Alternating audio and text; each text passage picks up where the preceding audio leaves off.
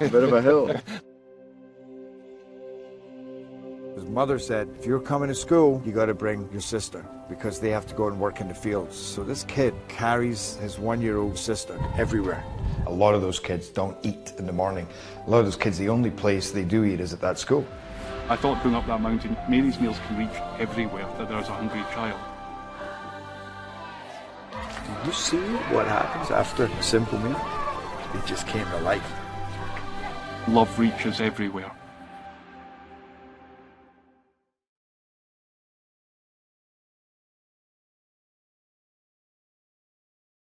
Parkview Sports Medicine's integrated sports medicine team is built to serve the needs of all athletes in all sports. Our team's only goal is to improve athletes in every facet. PSM offers performance training to help athletes get better on the field, dedicated athletic rehabilitation and physical therapy to help them get better off of it, certified athletic trainers in our PSM schools providing daily support to our athletes, and a specialized orthopedic walk-in clinic when injury strikes. Call 260-266-4007 to speak to our care navigators or visit ParkviewSportsMedicine.com to learn more about what we can do to improve athletes at all levels. Parkview Sports Medicine. Become more.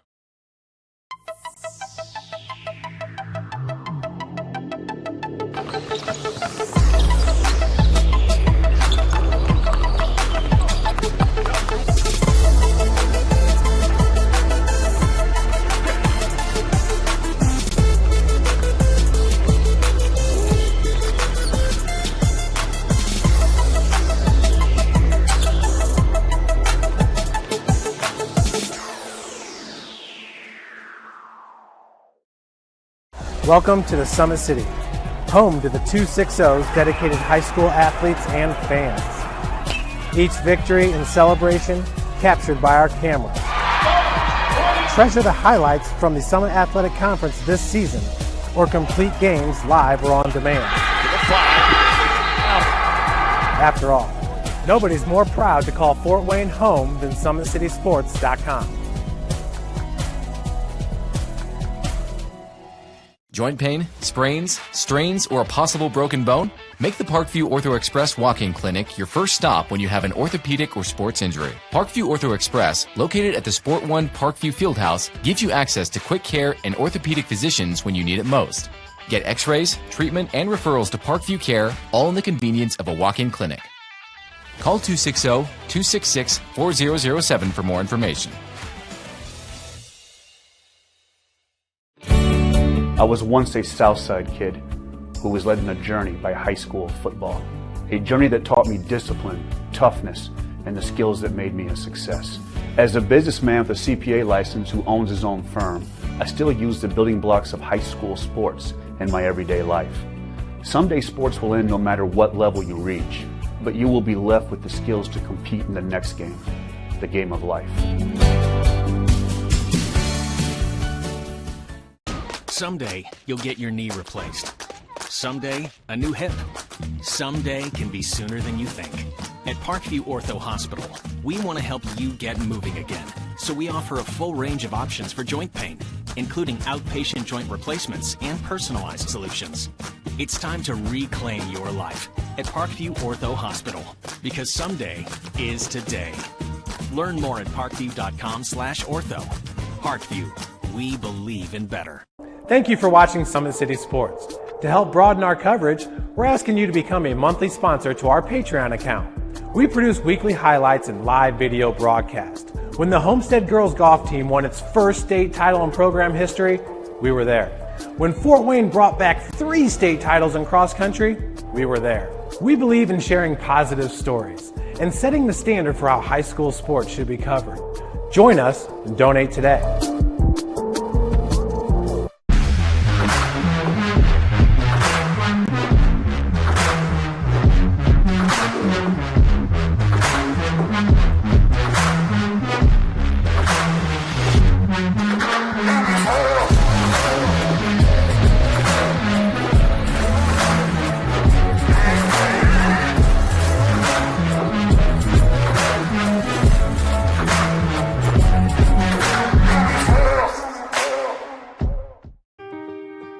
This is an invitation to join a movement propelled by people who care and members who have a share in the place they bank. Good morning, Sam. So when you have the chance to get your first home loan, you know an expert will guide you every step of the way. Or when it's time to buy your new car, you'll be treated like more than just a credit score. Good news, ProFed can get you that payment. This is an invitation to a place where simply belonging can help enrich your whole community. ProFed Credit Union. You're invited. And welcome in, everybody, to the final week of SAC football. This is week number 9, the last week of the regular season here in Northeast Indiana. We got a good one for you here at Chambers Field.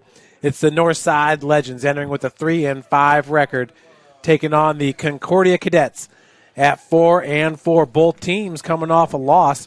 Starting with Northside, they lost against Northrop 28-27. A go-ahead touchdown got called back with 3 minutes remaining when Deuce Taylor found Bronte Johnson, and that touchdown there would have been the go-ahead score.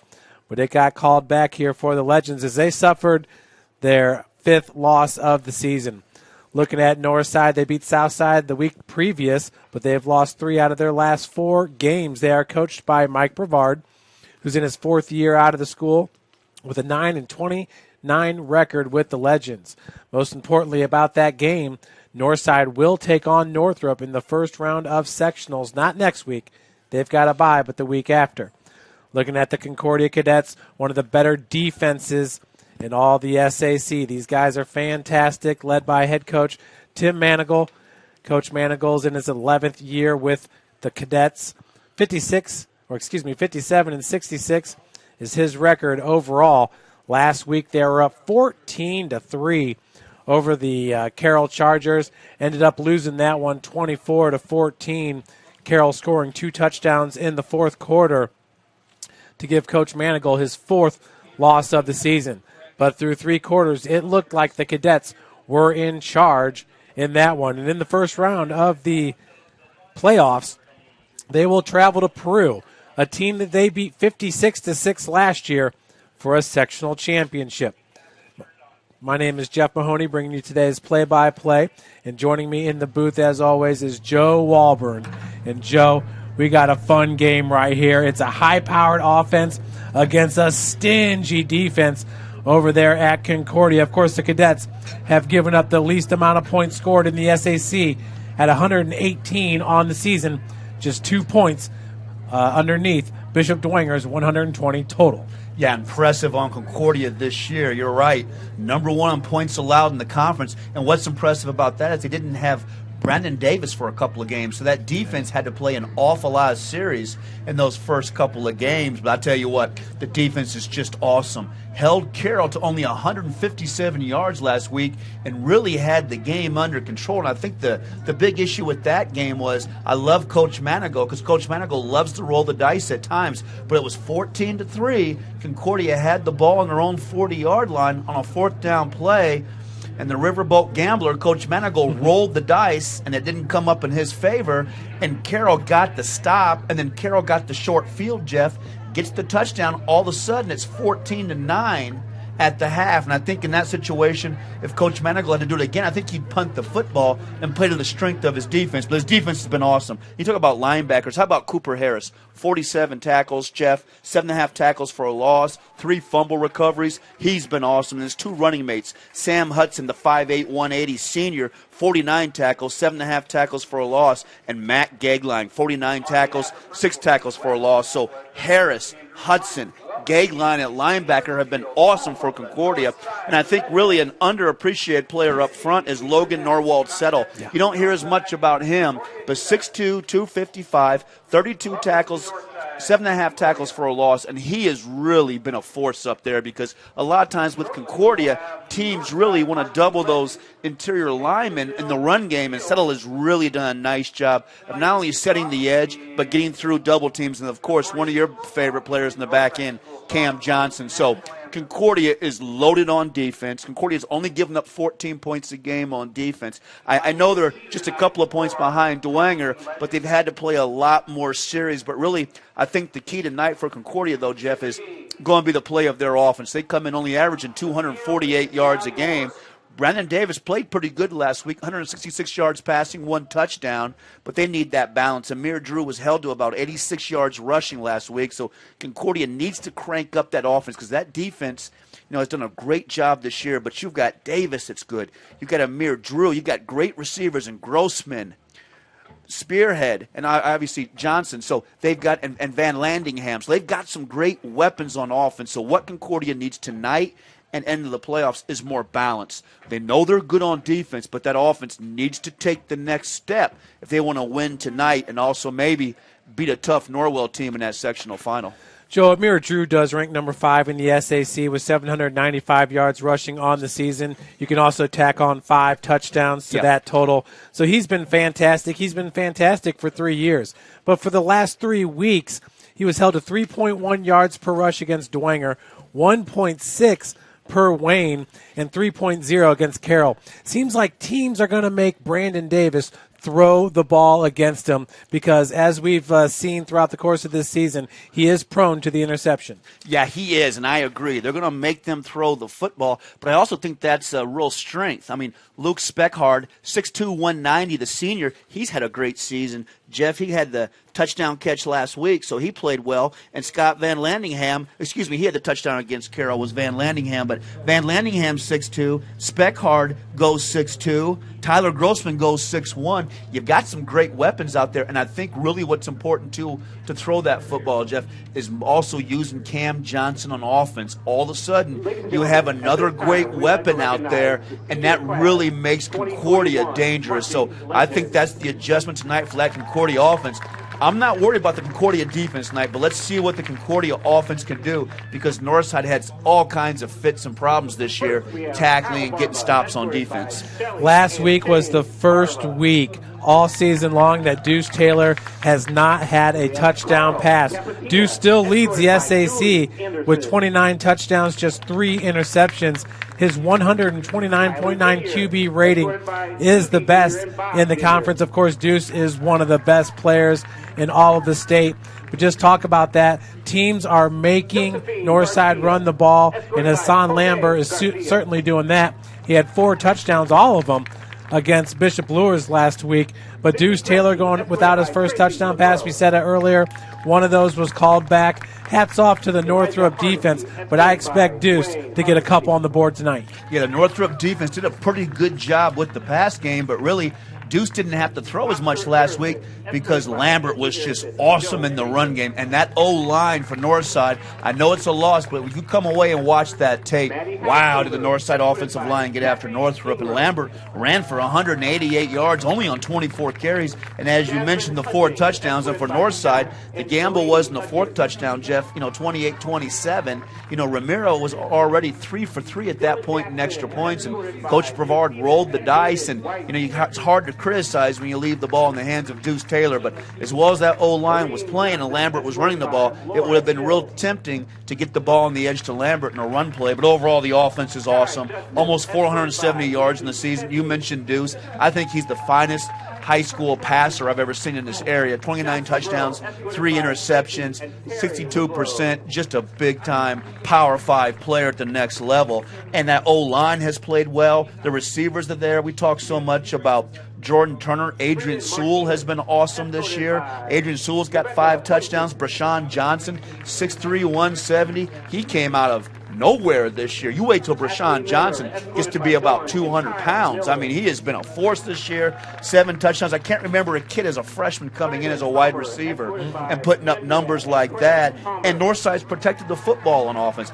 I think as far as a team, Northside has got to be one of the finest seasons ever on offense for Northside. The issue for Northside's been the defense, and that's been a little bit surprising because, you talk about Arion McCarter, he could possibly be an all-conference safety. I think McCarter is a D1 player to the next level. You got LaShawn Miller, who's awesome, and then you've got Jacob Lambert, 6'4", 245 with that wingspan. He's fantastic. And you got Austin Pippert-Board. So you've got some really great players on defense, but they haven't got it done.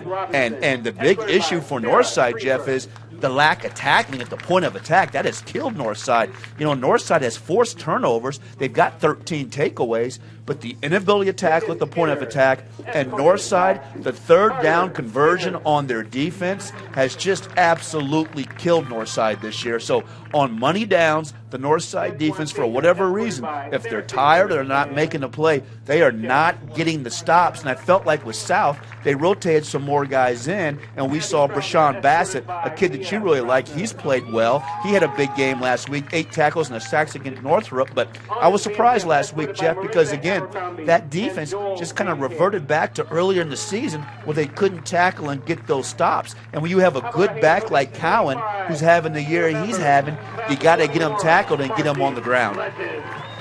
Yeah, and I got to tell you, LaShawn Miller with 15 tackles last week. He has been beastly this year, 69 tackles on the season, ranks him number 3 in the SAC. And by the way, a huge shout-out to Deuce Taylor, who became the program's all-time leading passer. That 6 for 22 performance with 160 yards. That surpassed him. He surpassed legend Michael Lovett. Okay, 2,261 yards. He's now the program's all-time leading passer. So, folks, we're going to take a listen to the Swami himself, Northeast Indiana game night preview of today's game.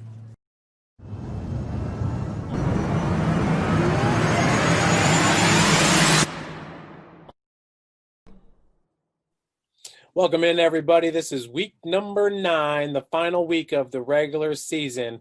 And we're going to break down the Summit Athletic Conference and area schools. My name is Jeff Mahoney, and joining me as always is Northeast Indiana game nights, the sideline Swami, Casey O'Boyle. So, Casey, great regular season this year. I've enjoyed it thoroughly. And the first game I want to take a look at here is Concordia at Northside. So you had Deuce Taylor on the cover, and I think that's a deserved honor for Deuce in his senior season over there at Northside. Definitely. This is our last printed issue of Game Night, of course, the regular season finale. It was an homage, of course, to Deuce. He's had a fantastic season.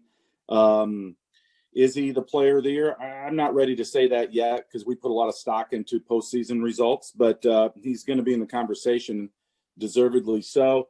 There's a good look at the cover right there. That was basically a shot where, I sent that picture. John Martin took a beautiful picture from week 2, Northside against Dwenger, and I sent it to my designer, Taylor Hollenstein, who's a Northside grad, actually, but he's a fantastic graphic designer. And I said, Taylor, do what you want with this.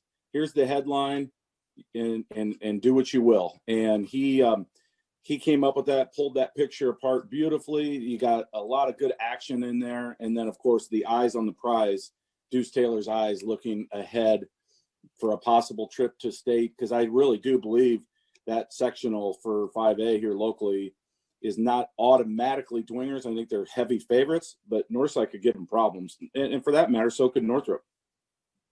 Well, I'd have to agree with you. And I thought it was really, really interesting, though, last week. A big win for Northrop, 28-27 over these Legends. And what happened in that game, Casey? It was the first time all season long that Deuce did not throw for a touchdown. You see his stats here, 16 for 24, 160 yards, 0 touchdowns, 1 interception. What a game, though, by Hassan Lambert, 24 carries, 188 yards. He averaged 7.8 yards per carry and 4 touchdowns. I just thought that was interesting. Northrop's kind of that smash mouth type of team, and they got under the skin of the Legends. Please stand and acknowledge Concordia cadets as our marching band plays the Concordia fight song.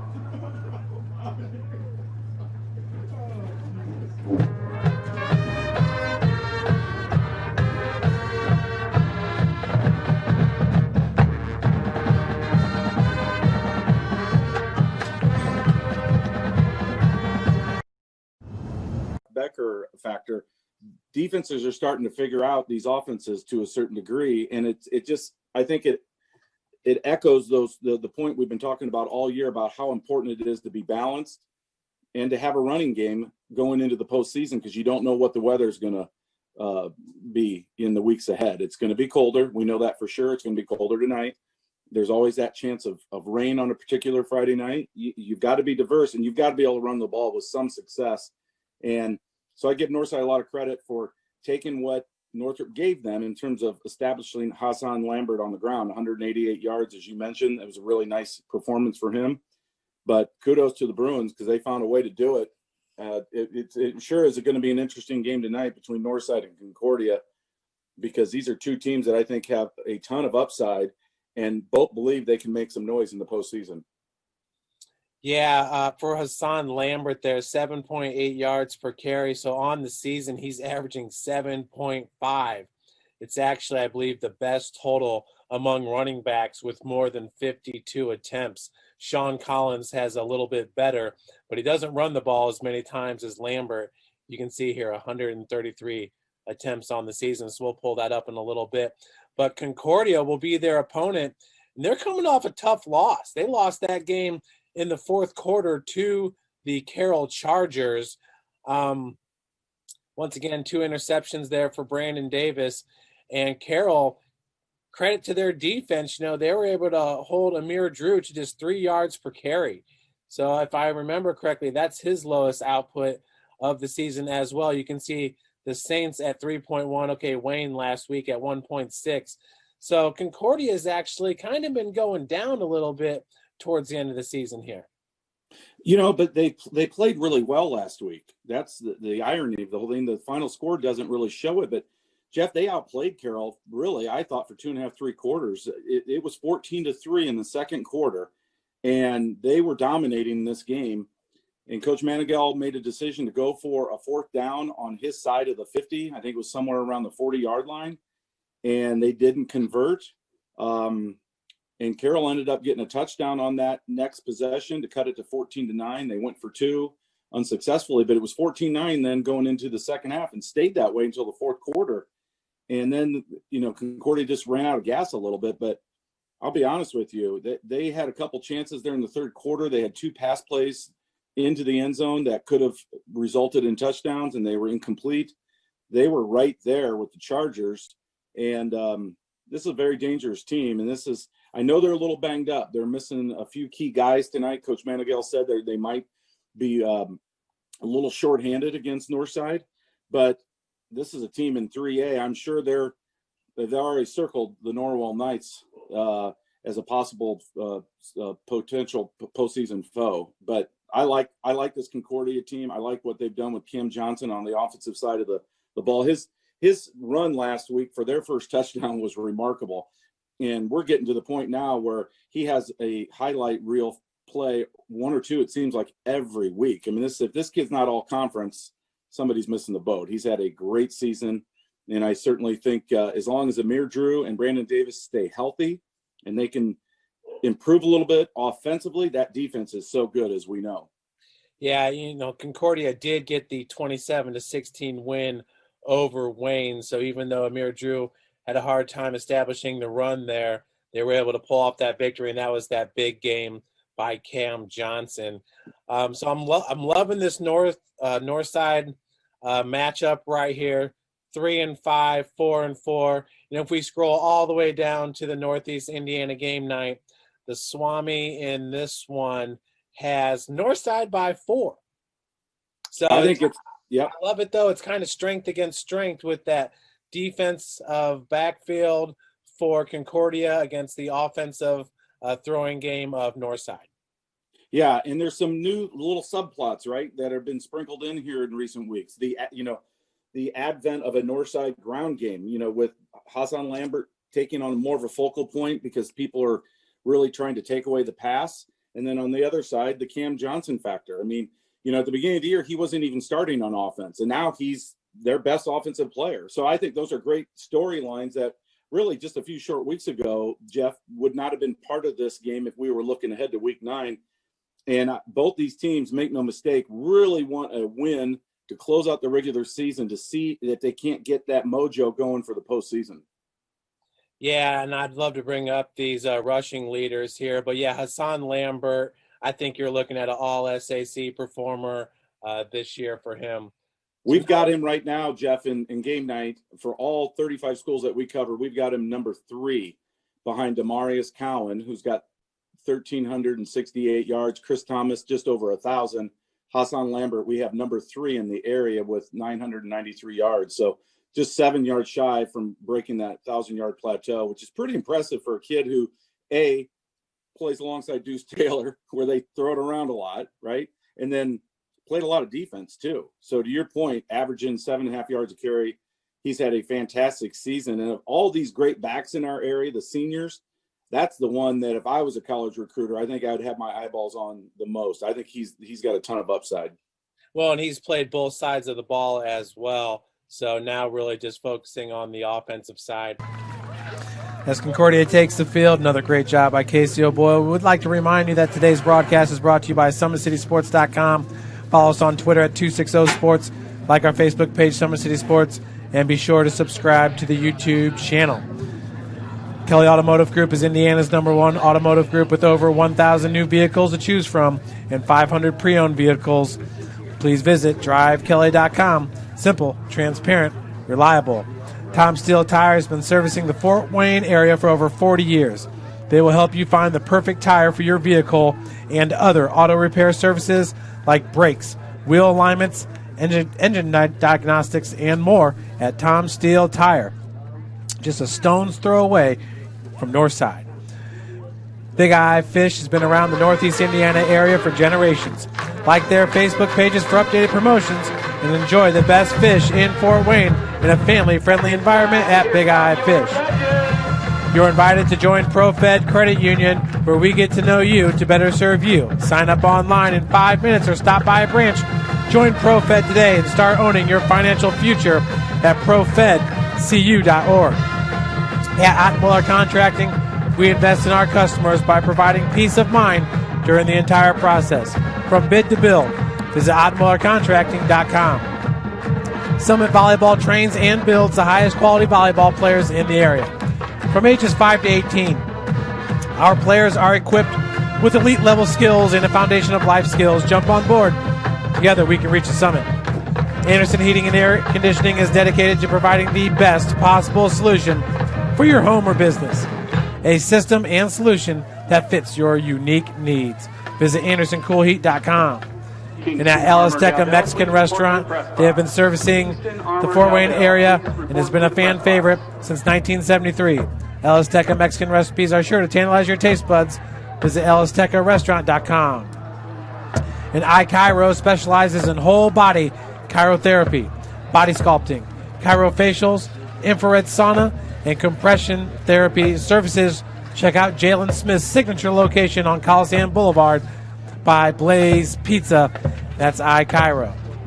And at Parkview Sports Medicine, it's game on. We are the region's largest integrated sports medicine team, providing athletes specialized services from improving their performance to recovering from injuries. To learn more, go to parkviewsportsmedicine.com. And Joe, that's about it. It's about time to get going here. We're going to kick off week number 9 of a regular season that we didn't even know we would have until about, maybe 2 weeks before. So it's been a great regular season. We're excited to follow these teams in the playoffs as well. Yeah, absolutely. It's been an amazing regular season. I mean, how about the story with Ormsby? For Homestead, what a story that's been this year. How about Dwanger, the continual power of Bishop Dwanger? How about Snyder maybe starting to figure it out as the playoffs come along? How about Concordia, maybe Norwell?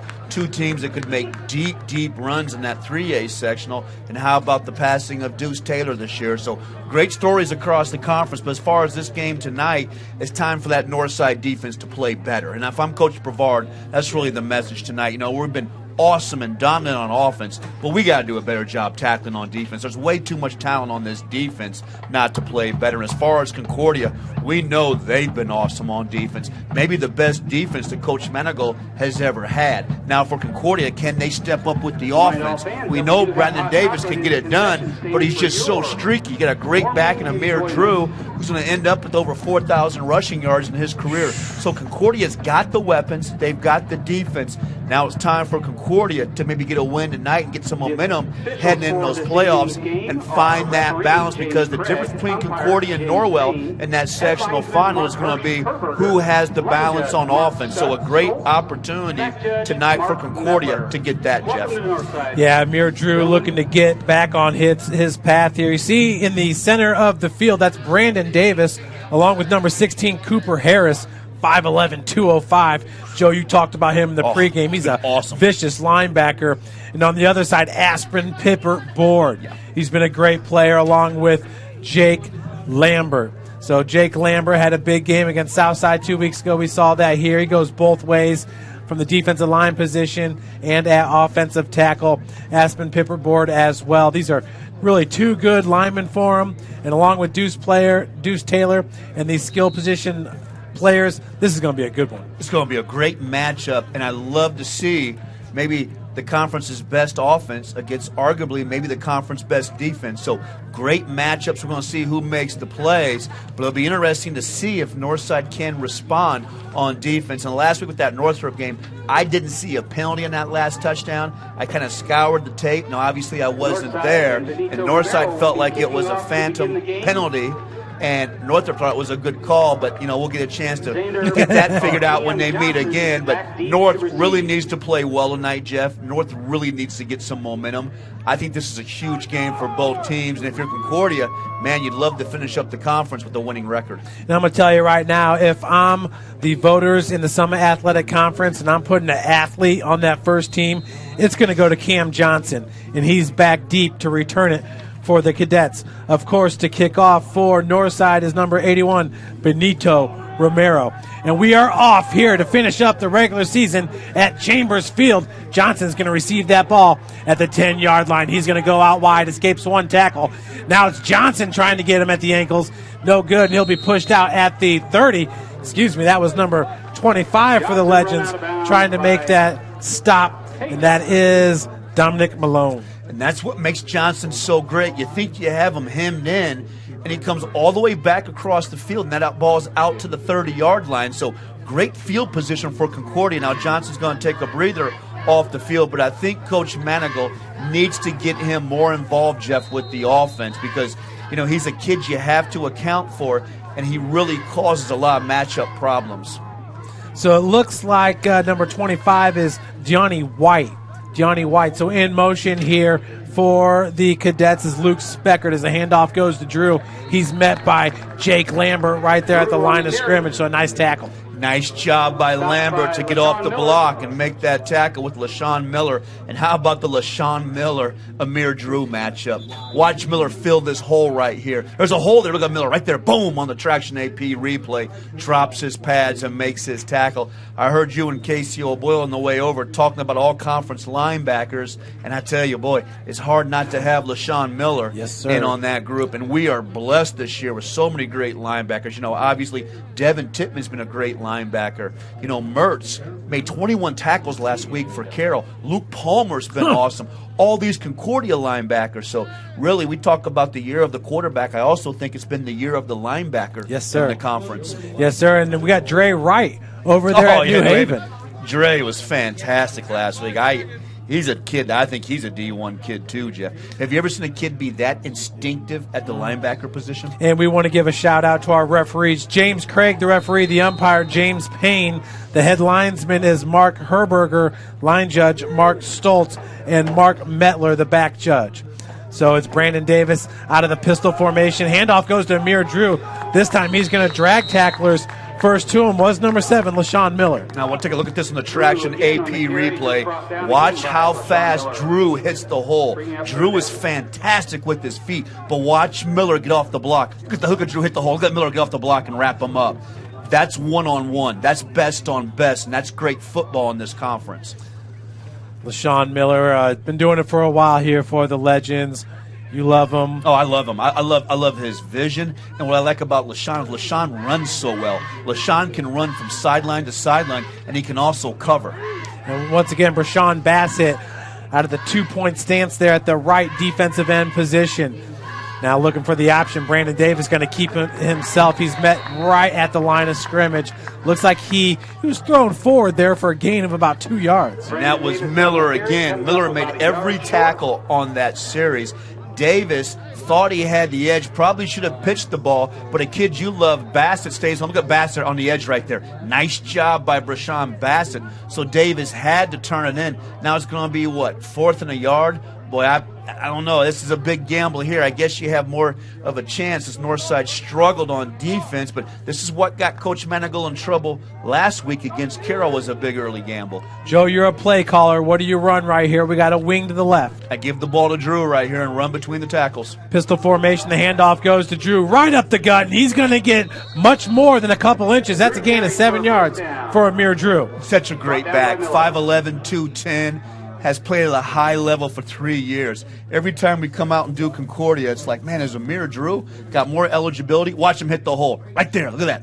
Pads are right against the line of scrimmage. He's squared up. You're not going to tackle him for a loss on that. So, and you know what? Hats off to Coach Manigault to have the guts to make that play call, and that's when you have a lot of trust in your kids, and when you have a great big back like that, you can do that. And how about the camera work from Denise Blaine there? That's outstanding. 1st and 10 from the 47. Roll out to the right. Davis looking downfield, just overthrows his intended target, number 10, Jace Parnin. Yeah, and Speckhard was open that time. When Davis makes the initial pass, that ball has to come out faster because Speckhard was open on the quick little out, and sometimes you just got to take what that defense gives you. Now, credit to Northside, they recover and have good coverage on that, but on that play, when Davis watches the tape, Jeff, that ball just has to come out fast because Speckhard is open. I like Speckhard. Speckhard, 6'3", 190, he has really come on as a wide receiver this year, Jeff. Brandon Davis completing 62 of 117 passes for 856 yards, 53% completion percentage, 8 touchdowns, 5 INTs on the season. 2nd and 10 from the 47. Misdirection there and being drugged down in the backfield. That's Brashawn Bassett with a tackle for a loss. That's a great play by Bassett, and you love Bassett, 6'1", 190, and you thought it was a great move to move Bassett up the defensive end, and I think you're absolutely right. Watch Bassett on this time. Get off the block and watch how strong his hands are. Watch him. Right there, he's off the block. I got you. That's a great play because Concordia had the counteraction, Jeff, but Bassett defeats the block and wins the point of attack and makes a huge play, and now you got a big 3rd down, 3rd and long for Concordia. Brashawn Bassett right there splitting the double team for the tackle for a loss. This time Davis rolling out to his right, going to evade the pocket, gets rid of it, and that will be a catch right at the line of scrimmage.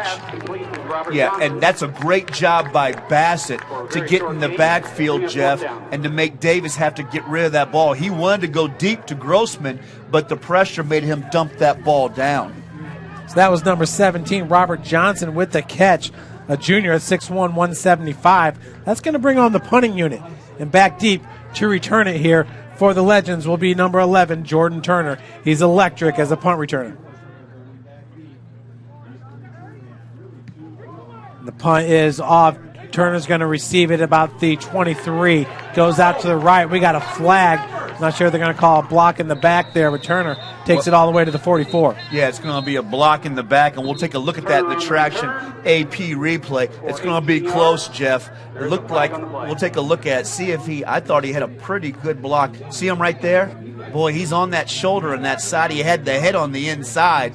That's a tough call for Northside. But to finish up on that drive, that was a good defensive series for Northside. And when you watch that last drive, the Northside defense, it makes you scratch your head and wonder how Northside's giving up all the yards after you see a series like that. So I think the biggest thing with that defense is just the commitment to concentration and being consistent, but good stop there. Now the penalty kills you, puts you deep in your own territory, but let's see if Deuce can get warmed up, and let's see if Deuce can get rolling. When's the last time Deuce played a high school game where he didn't throw a touchdown pass, my friend? Yeah, that's the first time this year, and it was his lowest yardage since the Wayne game when he was 10 of 14 for 158 yards. He had 2 touchdowns in that game, but this time he gets it to Hassan Lambert, and he does exactly what we've been used to seeing from Lambert, goes right up the gut for 7 yards. Yeah, and I like it when they play fast like this. Lambert's a beast in there, and that O-line really played well last week for Northside. And we got a hurry-up offense here, so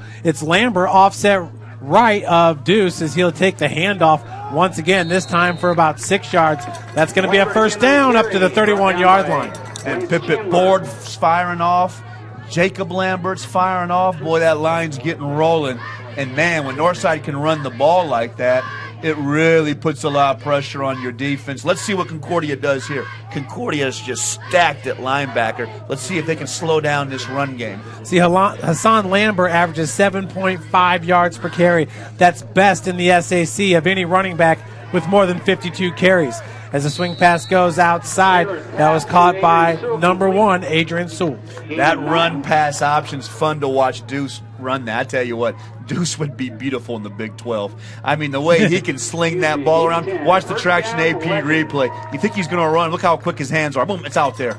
That's a fantastic play. And they love that play, those teams like TCU and Baylor and Oklahoma State. The beautiful thing about Deuce is he doesn't need his feet set to throw the perfect pass. 1st and 10 from the 40-yard line. Once again, Lambert offset right. Taylor looking down, goes to the second progression, and that's just through the hands of number 12, Rodney Woods. You think if I bought Deuce a pair of cowboy boots and a cowboy hat, some of those Big 12 schools would come recruit him? I know a place in Georgia where I got my boots. It's called Boots and Britches. You know, you got to love that. I bet they sponsor high school football in Georgia. High school football sponsored you by Boots and Britches. Well, Deuce is definitely worth the price of admission. He's got trips up top along with Sewell right in the middle of those three. Handoff goes to Lambert. He's going to cut it back, and that's a big gain of about 14 yards for Hassan Lambert, who is, well, Joe, he's just been nice all season long. Oh, he's fantastic. He's over 1,000 yards now. We talk about the year of the quarterback and linebacker. How about the running backs? How about Thomas over at Wayne and Cowan at Northrop? And how about Lambert just running downhill on that play? It's been a great year altogether. 1st and 10 from the 47. This time Lambert is stuck in the backfield.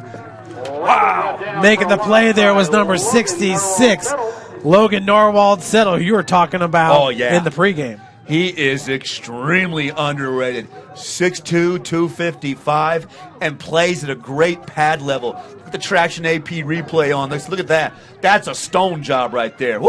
I see you, Logan. That's how you drop those pads and make a play. 2nd and 13 from the 50. Deuce takes the handoff, rolling out to his right, and he's looking to take off. He's going to be hemmed in. That's going to be a gain of about 2 yards for Taylor. Yeah, nice coverage in the back end for Concordia. I thought he had Rashawn Johnson out of the break, but Deuce is being careful with that football. But, hey, look at Concordia. Look at the coverage, Jeff, on the AP replay. Everybody's covered for the most part, so Deuce makes the right choice, but Concordia is good in the back end, and Concordia leads the conference in interceptions on the back end. Great job of keeping Deuce Taylor there contained in the pocket as that defense just collapsed on him. 3rd down and 11 from the 48-yard line. Taylor looking to his right, got his man, and he goes to Turner. Turner's going to be stuck after a gain of about 8 yards. Yeah, and that's a nice job to zip that ball out here. Now, I gamble early on here if I'm Northside, and if I'm Northside, I try to get the ball to Lambert here. But that's a nice pass by Deuce. Look how fast that ball comes out. Woo, that ball's out there on Turner in a hurry. That's a good tackle out there by Concordia to limit the damage, but a good route by Turner and a huge money down play here. And that was the senior Braden Payne in on the stop. Now Lambert takes the handoff, gets through the line, and a big gain of about 15 yards. Hassan Lambert picks up the first down on 4th. Yeah, and that's a great play out there for Northside. Lambert hits that hole so hard, and I tell you, Brandon Brundage, the center out there, Jeff, watch this block right here. Look how big this hole is. Look at that cut. Beautiful. Nice block by Brundage. Great job, that Northside offensive line. Good job by the DB holding on there to save that touchdown. Now on the jet sweep, Bronte Johnson looking to get the corner, and does. He'll be pushed out at about the 12, gain of 13 on the play. Have you ever seen a kid run those jet sweeps or those wide receiver screens to the outside like him, Jeff? It seems like every time he always gets the corner. It's just like you said, I've never seen a freshman do what Bronte Johnson is doing this season. Definitely the freshman of the year. Yeah, and I'd love to see him working with those guys over at Traction AP. You know, he's 6'3", 170, and what is he, 15 years old? First and goal from the 10-yard line. Handoff goes to, no, keeping it himself is Deuce. Did a good job there of disguising the handoff. That's a gain of 5. Yeah, that's a nice ball fake by Deuce. I thought Lambert had him. I think all of Concordia had him too. So Concordia runs backside and makes the tackle to limit the damage. But boy, watch Deuce with the ball fake right here. Look at that fake. Woo! Nice job. Deuce is so slippery the way he handles that football. So now here's a big second down, and I think with Turner on the outside, you get a chance up top, Jeff, to run the slant if you're north side.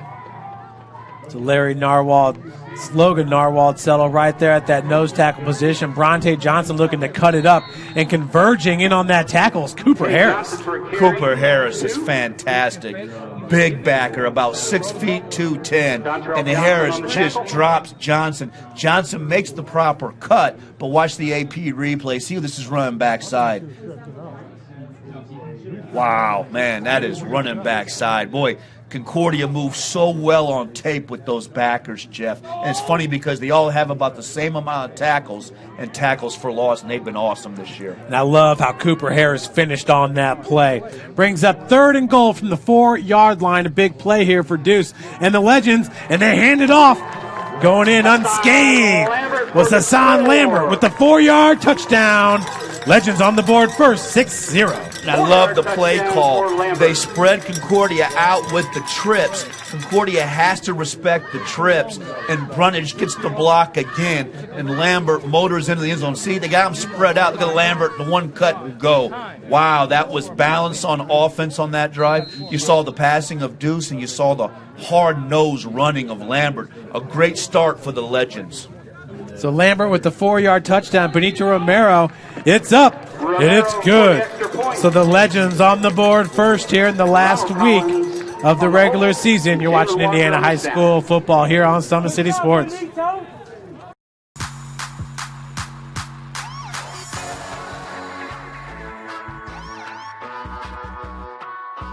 I choose to do whole body cryotherapy after practices, games, and training.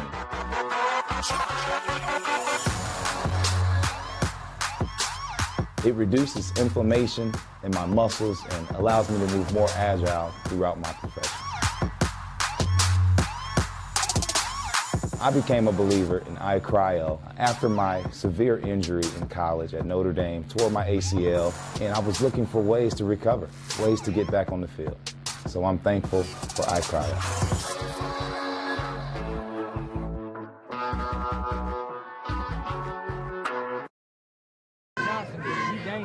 Welcome back, everybody. After the 4-yard touchdown run by Hassan Lambert, Legends up 7-0, and it looks like Carroll's on top of Wayne 7-0 early on in that one. Wayne, Chris Thomas, like you said, an amazing year. Sean Collins starting to get healthy over there. And they got Christian Trimble, been playing a little quarterback, the sophomore. Heard Aiden Meek was out with an injury. Yeah, Meek's been hurt, and Sherwood Haydock is trying to work his magic over there, but Chris Thomas is a big-time player. So the kickoff's going to be taken by Cam Johnson over there at the 13-yard line. Gets past the first 2 tacklers, cut it up the sideline, and he'll be brought down at the 35-yard line. Number 8, Cam Johnson. I'm all over you. I agree with you with Cam Johnson. You made an observation about 3 or 4 weeks ago. I've always liked him, but watching more and more of his tape, he is a big-time talent, Jeff, and he's probably one of the best players in this area on special teams. I mean, that play was hemmed in. When you see the Traction AP replay, and he gets upfield, and look at the field position again. You're almost out to the 35. At 6'1", 180 pounds, he is a senior for the Cadets, who have trips to the right, pistol formation for Brandon Davis. Amir Drew directly behind him. Davis looks to his left, has Johnson on the first progression, makes 2 men miss. Now in the center of the field, a nice gain all the way to the 44-yard line. And that's a nice job by Davis. That's number 3. Yeah, that's a nice job. Scotty Van Landingham. Yeah, that's Van Landingham. Van Landingham has really come on this season. Van Landingham, Jeff, comes in with 16 catches, 207 yards, and 2 touchdowns. And Scotty had the touchdown against Carroll last week. Scotty's big and long, but look at him move there. Look at the moves there. But Scotty is an excellent route runner, Jeff. What a catch and run by Scotty Van Landingham. He's at the top of your screen. This time trips to the bottom. First and 10 from the 44, 2:30 and counting here at Chambers Field. And stuck in the backfield is Amir Drew. And coming off the pile is number 55 for the Legends. That is Quan Rolls. How about rolls on that? You don't see that very. Davis going to look that direction. Goes to the far sideline. That's a jump ball. And is that caught by Cam Johnson with defensive pass interference? We'll see if he caught it. I think it was incomplete. I thought he was out of bounds. They're going to call pass interference. And what's too bad about that is that's good coverage. Watch the traction AP replay. The north side defender's in position. You got to turn around, baby. You got to turn around. You see, if he just turns around, he's in good shape. That ball's out of bounds. Once again, number 25, Deani White, the senior, at 6'1", 150, safety and corner for the Legends. So the Legends are saying, hey, he just had his hands up. Yeah. No face guard there. Either way, that's a big penalty and will put the Cadets inside the red zone. It's a devastating penalty, and White does a nice job of being in position. You just got to turn around and make a play on that ball. First and 10 from the 15-yard line. Pistol formation here for Brandon Davis. And he's going to hand it off to the big back, Amir Drew. Once again, met in the backfield. That's a huge play, blowing that one up. Who else? Rashawn Bassett. How about Northside's run defense? You know, if you would have said, "Hey, what do you think is maybe the real vulnerable point for that Northside defense tonight?" I would say run D. Watch this play here; they're off the ball. Look at that! Look at the pursuit, and look how they're in the gaps. Beautiful run defense by Northside. And I tell you, I think Coach Brevard liked your idea of moving Bassett up to defensive end. He is really, you know, and he's a quarterback, man. I tell you Joe, what, he can't be blocked. Maybe him and Ormsby just traded places this year. All of a sudden, Ormsby goes from defensive end to an all-world quarterback, and now Bassett's an all-world defensive end. Well, 2nd 12 after the 2-yard loss. Here on the reverse, Johnson takes it. Going to look to get outside, and that's a nice sure-handed tackle by number 5, Arion McCarter. Nice job by McCarter. Now, this is the play you can build on for Northside if I'm Coach Brevard. The defensive end stays home and turns the play, and watch this. It's a quick reverse for Concordia. Look at the defensive end. He's there. He turns them. McCarter finishes. Beautiful defense. Northside should be so much better on defense, and that play shows it, Jeff. Who was that defensive end turning in that play? That's your guy, Rashawn Bassett. I think Jeff drafted him to be a defensive end for Northside. And I tell you, these quarterbacks, how they go back and forth between quarterback and defensive end. It's been one strange year with that, my friend. At this point, I got Bassett on my fantasy football team. We'll be right back. It's Northside leading at 7-0 after 1. This is an invitation to join a movement propelled by people who care and members who have a share in the place they bank. Good morning, Sam. So when you have the chance to get your first home loan, you know an expert will guide you every step of the way. Or when it's time to buy your new car, you'll be treated like more than just a credit score. Good news, ProFed can get you that payment. This is an invitation to a place where simply belonging can help enrich your whole community. ProFed Credit Union. You're invited. I was once a Southside kid who was led on a journey by high school football. A journey that taught me discipline, toughness, and the skills that made me a success. As a businessman with a CPA license who owns his own firm, I still use the building blocks of high school sports in my everyday life. Someday sports will end no matter what level you reach, but you will be left with the skills to compete in the next game, the game of life. 7 Northrop 0. Welcome back, everybody. Joe, I know we got a lot of updates here as we're ready to play football again. It's 3rd and 12 at the 17-yard line, and this time it's Amir Drew offset right. In motion will be Cam Johnson, and he'll fake the pitch. The screen pass goes to Drew, and he'll be tackled from behind by LaShawn Miller. It's going to be a nice little gain on the play of about 5 yards. That's a great play call from Coach Manigault, and I thought it was going to go for a bigger game, but Miller runs and makes that tackle. So Miller doesn't make that tackle. I think Drew gets into the end zone, so that's a big stop. Watch Miller right here. Drew's got it. Look at Miller stretch out and make that tackle. That's a great play. Now Concordia's going to try to get a field goal to get on the board. So in to kick it for the Cadets, Joe Gutman, number 91. Gutman is a senior, 5'11", 160. This will be a field goal attempt of 28 yards, and it's up. And that's going to miss wide right for Gutman. Yeah, just didn't get much underneath it. Northside got a good push. So, once again, that Northside defense hangs in there, Jeff, and we got some score updates. Snyder's up 7-0 over Lures over at Spoler. Carroll is rolling Wayne right now, 21-0, Carroll over Wayne. And your Saints are up 7-0 over Northrop, and here's a surprise for you. Southside 7, Homestead nothing. Holy cow. I'm telling you, the whole offensive line's been quarantined tonight for Homestead. I think the whole thing is crazy. That's what hurt them the first game of the season. All the linebackers got quarantined. So Homestead's playing. Southside game. It is Homestead 7, Southside. Okay, I was getting excited. Correction there, folks. Homestead 7, Southside nothing. But I will say, Homestead's playing with the JV offensive line, which, that's not a typical JV offensive line for a Homestead, but I got all excited, man. They tricked me on the score. First and 10 from the 20-yard line. Taylor rolling out to his right, eyes downfield. And is that intercepted by Hudson? No, they're going to call that on the turf. That was close, and that's one Taylor's got to throw away, and he'll learn that. You go back and look at this on the Traction AP replay. Concordia is good on the back end, Jeff. Watch the coverage on this. Everybody's covered. Deuce has nowhere to go with the football. Just throw it away. Give up the play. But he tries to fit it in there, and he's lucky. That could have been a big mistake, so Northside dodges a bullet there, but great coverage on the back end from Concordia. Yeah, and that was number 16, Cooper Harris, who nearly picked that one up off the turf.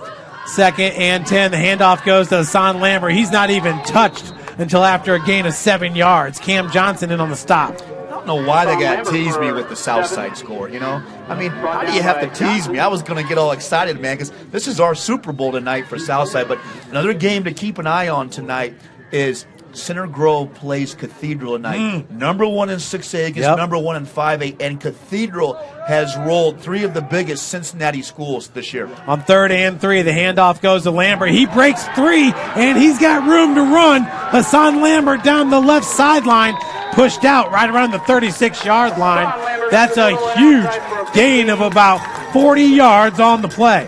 And I tell you, when I watched the Northside Northrop tape, it just jumped out at me how dominant Northside was with the offensive line. And, man, watch Lambert get through there. Look at that hole right there. Sneaks through. And look at the strength, Jeff. Oh, get off me.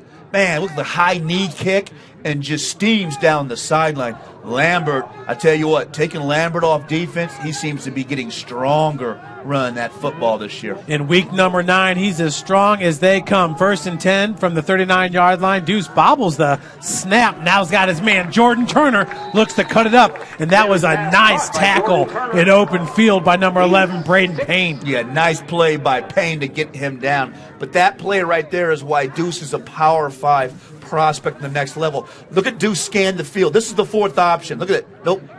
Oh, there he is. Here it comes. Boom. You see the recognition? Sets the feet, the recognition, the accuracy.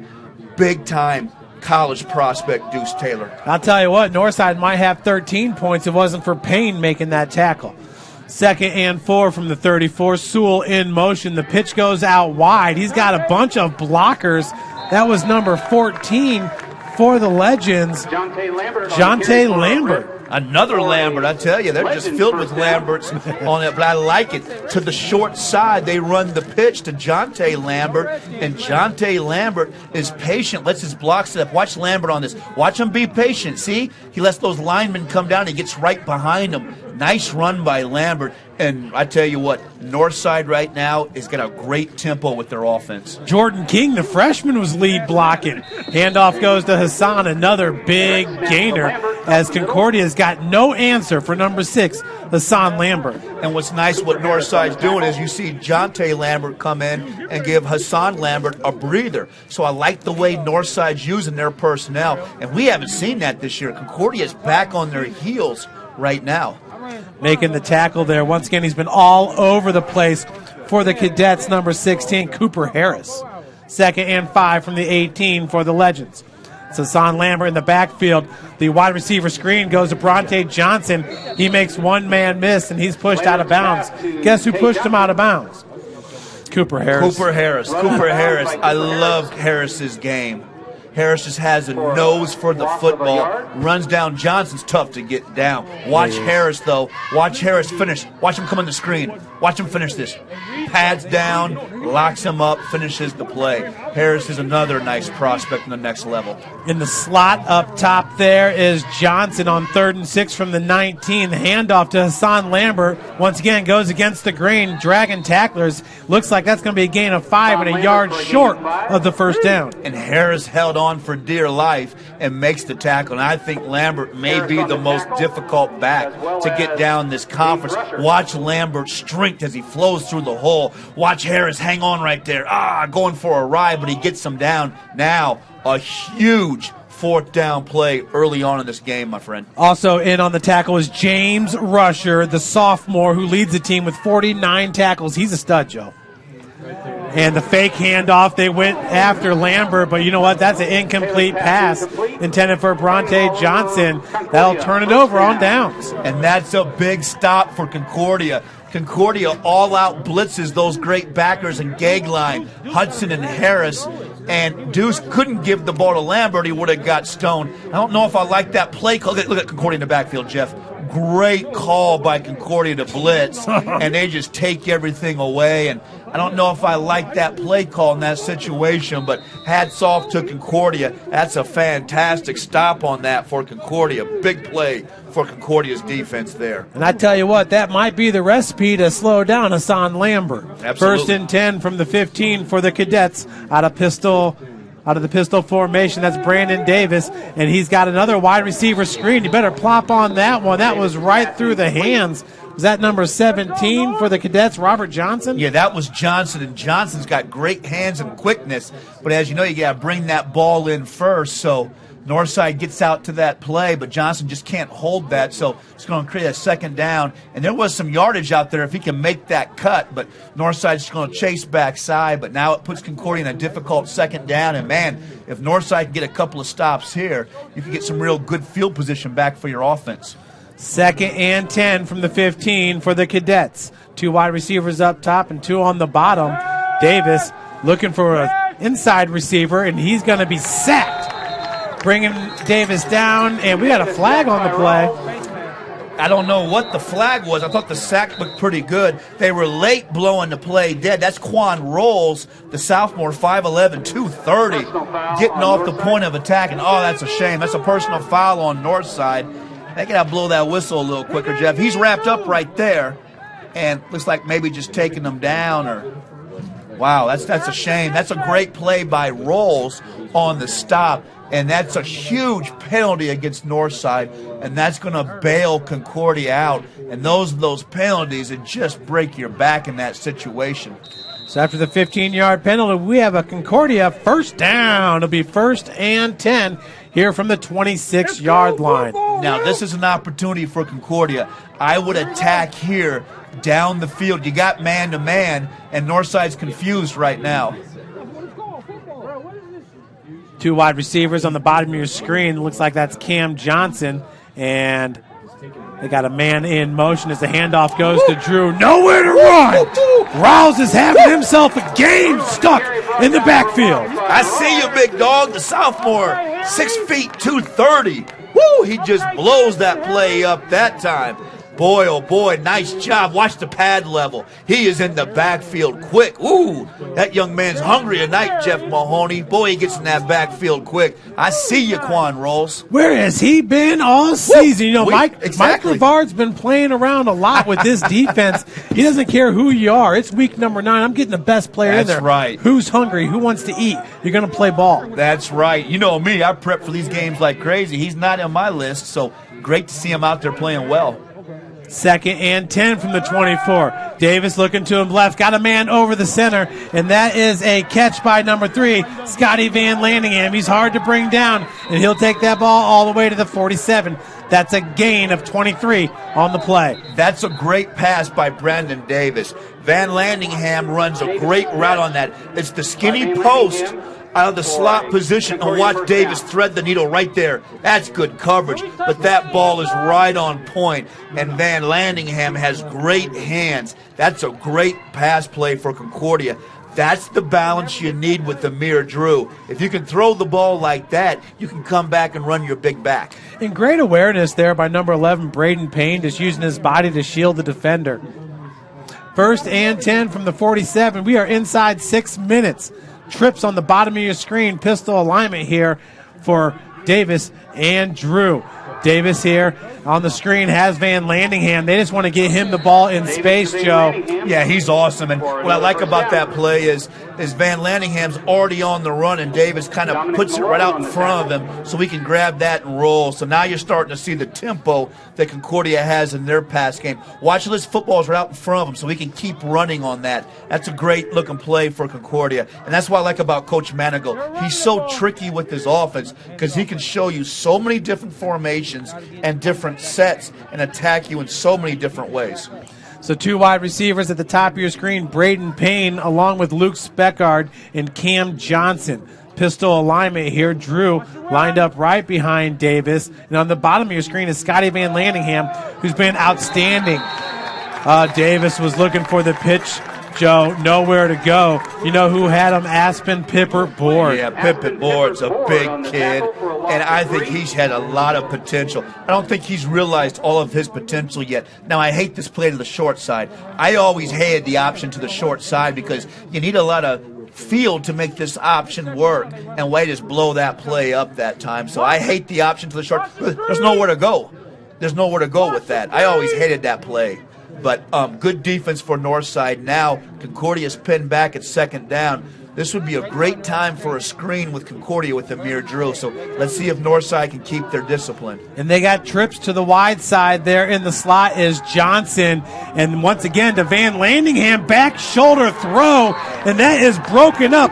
What a play by number 16, Michael Dye. Nice play by Dye. I thought Van Landingham had it, but the sophomore Dye knocks the ball away, and you hear that? We're hearing more kids that are sophomores playing on defense. That's a nice outside shoulder ball from Brandon Davis, but look at Dye, just knocks it away at the end. So good to see some of those sophomores for Northside, Jeff, begin to take a bigger role and spell some of the seniors on this defense. So here we go here. Now, 4 minutes in the second quarter, Jeff. This is a huge 3rd down here for both teams. Saw Michael Dye right there. 3rd and 13 from the 46. Joe, there's something to be said for being a senior, but the best man's got to play. Pistol formation. Davis once again flushed out of the pocket, and that time Rashawn Bassett gets a hand in his face. QB hurry for number 17, Bassett, who's beastly. He is beastly, and he's so athletic. Typically, Brandon Davis can get away with breaking the pocket and get the edge. Watch Davis want to float outside and break the pocket, but Bassett's so athletic. Look at Bassett close it down. You can't get outside because Bassett's so athletic. That's going to be an adjustment for Concordia at halftime. Those coaches are going to have to tell Davis, you have got to stay in the pocket tonight, son, because Bassett and these edges for Northside are too good. But, man, what a difference tonight with the Northside defense. Rashawn Bassett has come to play as the kick is off. That was number 10 for the Cadets, Jace Parnan, and that's a nice punt. That's an inside the 20 all the way to the 5. That's going to be real nice, flipping the field there for the Cadets, but it's going to be tough here for the Legends. Yeah, good call on flipping the field. And this is danger time, I feel like, for both teams. Now, Northside has really cranked up their offense. Northside could easily go down the field and get a touchdown here. But if you're Northside, after that punt, you got to be careful and not turn the ball over here.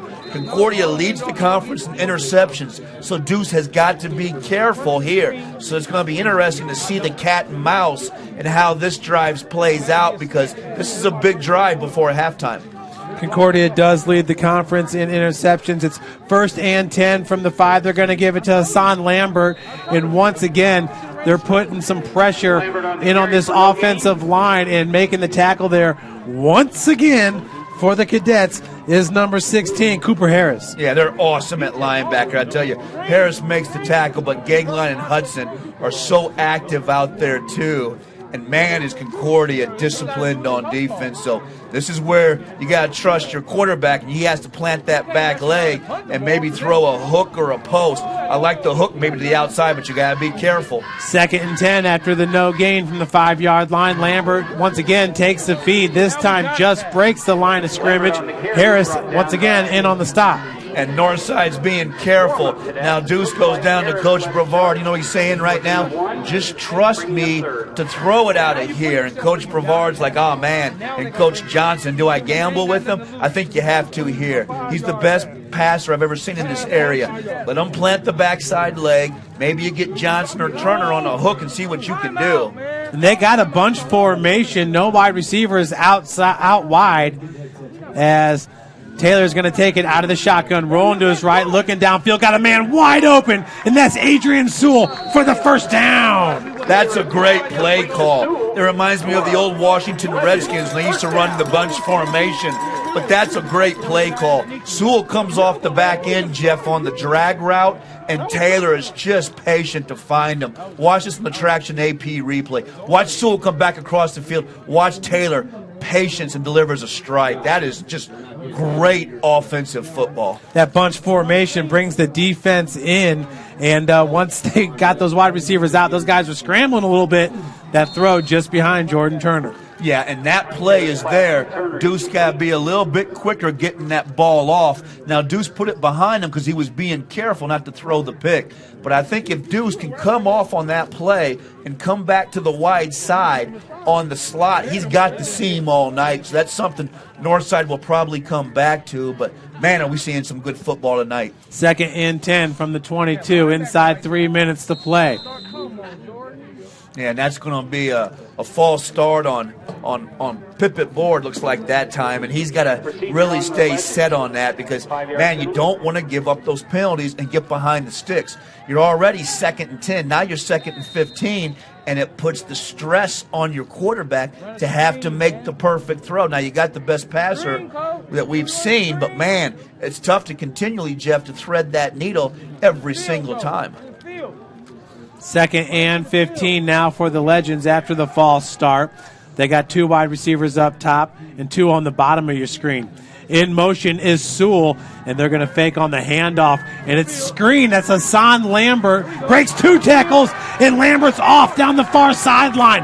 A gain of about 22 yards for Hassan Lambert on the running back screen. Another great play call. Concordia's totally fooled, and they get the ball out to Lambert, and a good back makes the first guy miss. Watch Concordia fooled on this. Wow, look at Lambert slip out. And the mark of a good back is he makes the first guy miss right there. That's the mark of a good back. And Hassan Lambert's been a great back here in his senior season for the Legends. Once again, that bunch lineup, Sewell in motion. The pitch goes out wide to Lambert, and this time he'll be taken down in the backfield. Closing in with the stop was number 16, Cooper Harris. I was listening to you guys on the way over talk about all conference linebackers. I think Cooper Harris is making a statement tonight. I got him for about 8 or 9 tackles already, and I was stunned how Mertz had 21 tackles last week.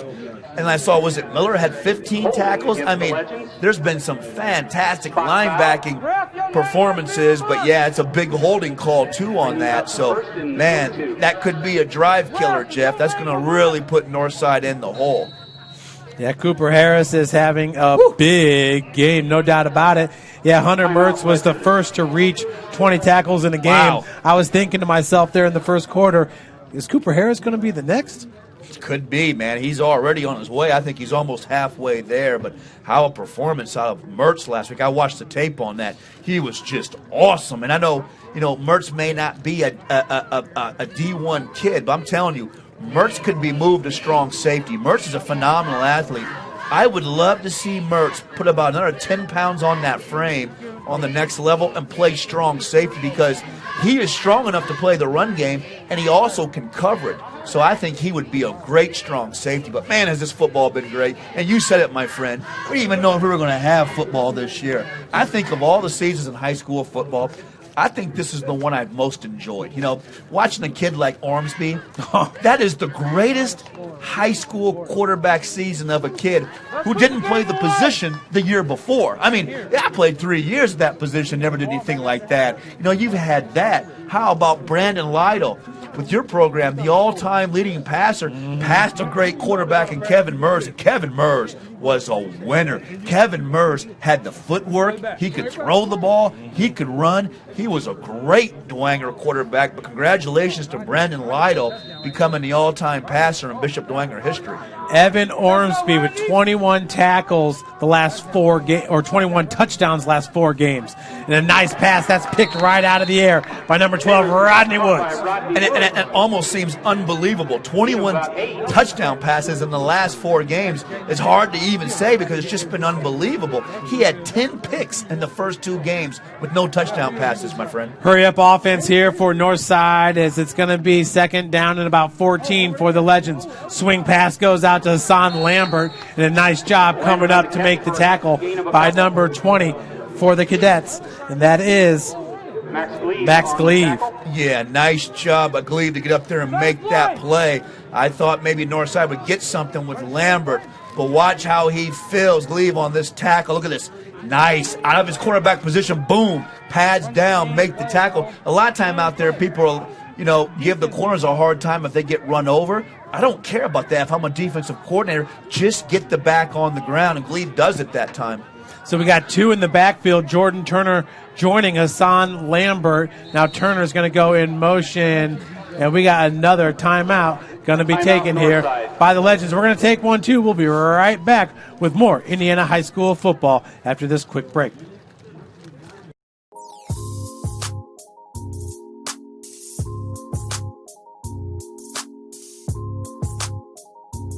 There are tons of benefits to using compression therapy, but my favorite are speeding up muscle recovery, reducing swelling and inflammation, and improving my athletic performance.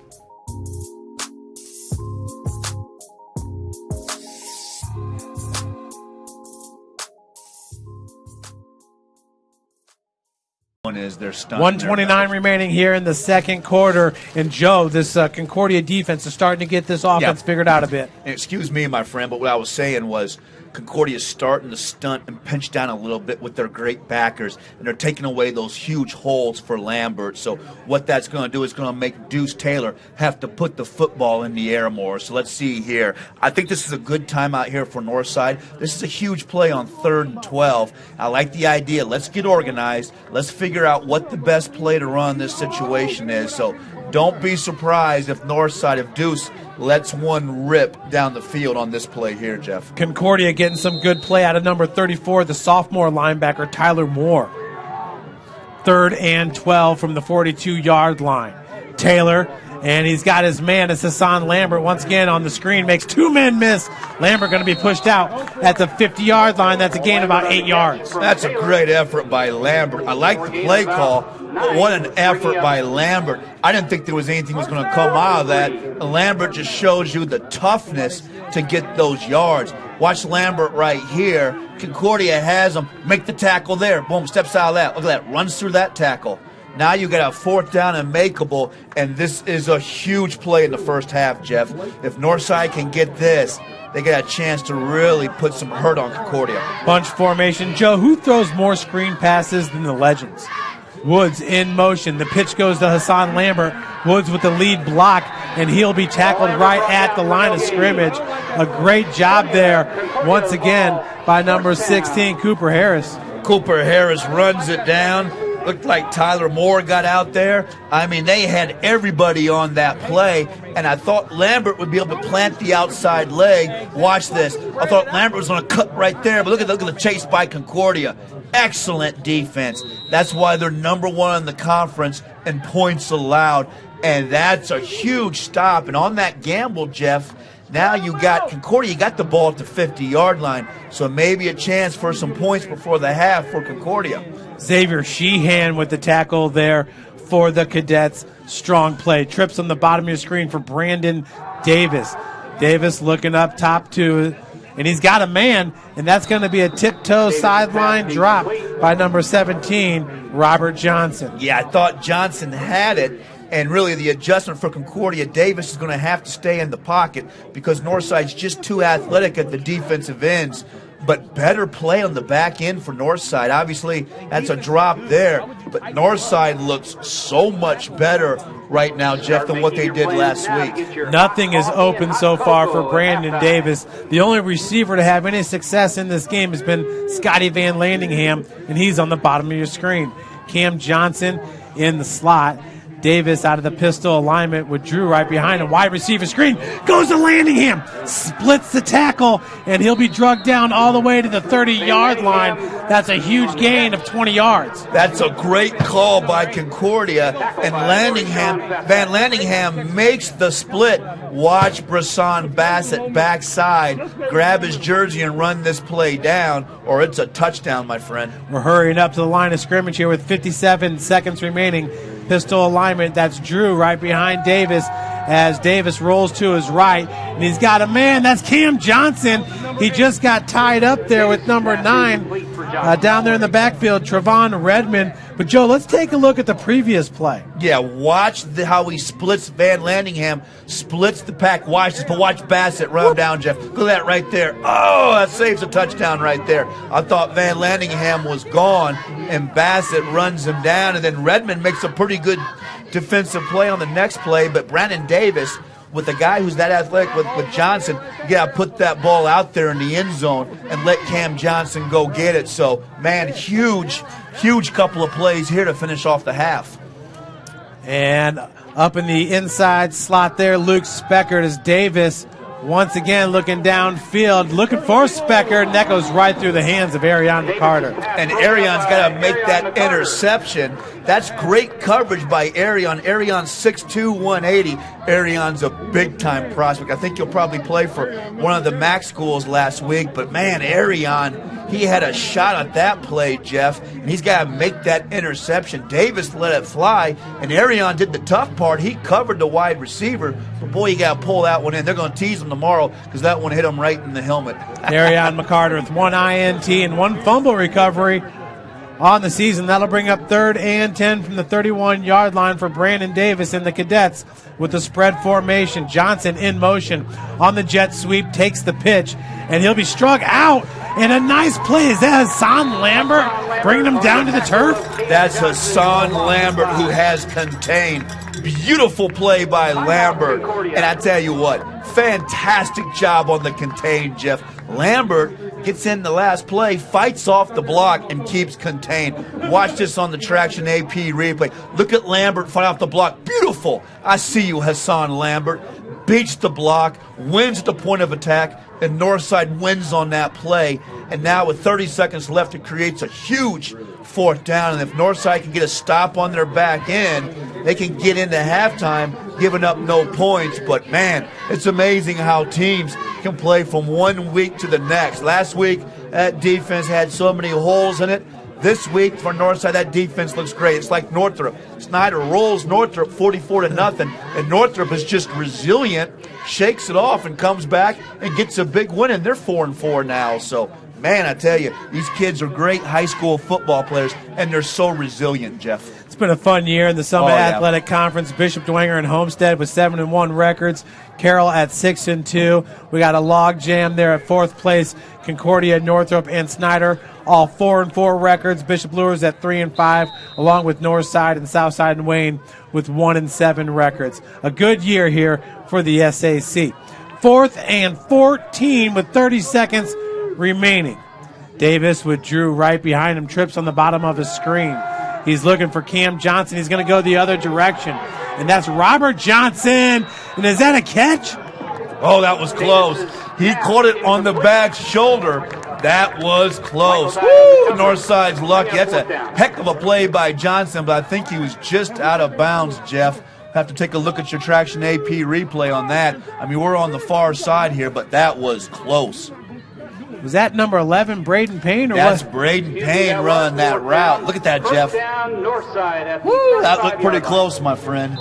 Man, that is right on the edge out there, and Northside's lucky on that. I saw he had man-to-man on the back side to the short side, and Davis throws a nice ball, and, man, just ran out of real estate up there. That was close. It's like you said, what a great job by the secondary here of the Legends. So first and 10 from the 35, and the Legends going to spread it out a bit. Lambert in the backfield as Deuce rolls to his side, and the sideline pass is caught by Turner. He's got to get out of bounds. Yeah, I think he rolled out of bounds, but boy, can Deuce get that ball out there. And Jordan Turner got off to a monster start at the beginning of the season. He's been quiet for a few weeks. He's got to play a little bit better, and Deuce has got to get him the ball. But I like Turner. Turner's only a junior. Nobody can run a route like Turner, and Northside's got to recognize that clock and hurry up. There's only 10 seconds left. Jordan Turner's the team's leading receiver with 702 yards on the season and 7 touchdowns. Taylor to his left, looking for Sewell on the sideline, and 1 second remaining. We're going to have a Hail Mary ball, and Joe, who's got a stronger arm than Deuce Taylor. He's built for this moment. Yeah, he can just throw it, man. You said something a couple weeks ago when you were talking to Casey O'Boyle. You said Deuce could knock a fly off your shoulder from about 80 yards out, and I don't think that was a better statement. I don't think you could capture Deuce's arm potential better than that statement. But we saw them a few weeks ago, and we also saw it with Carroll, I think the old flea flicker, where they threw the hook to the outside and the wide receiver laterals it. How about you throw a hook to the wide side to Turner, and he laterals it back to Hassan Lambert? That'd be a pretty good-looking play, too. We'll be right back with the conclusion of the second quarter. It's always been here, and they're getting better. I'm watching, Summit City Sports, man, they're doing an awesome job. And, that's a plug. Them dudes are doing an outstanding job. And I'm able to be in Nashville and watch games on YouTube that they're broadcasting, and I'm seeing the talent. And it is just truly outstanding. And, you guys have seen the talent that's in the NFL now from Fort Wayne, Indiana, the talent that's coming up now, and the talent that, is just here, man. It's really cool.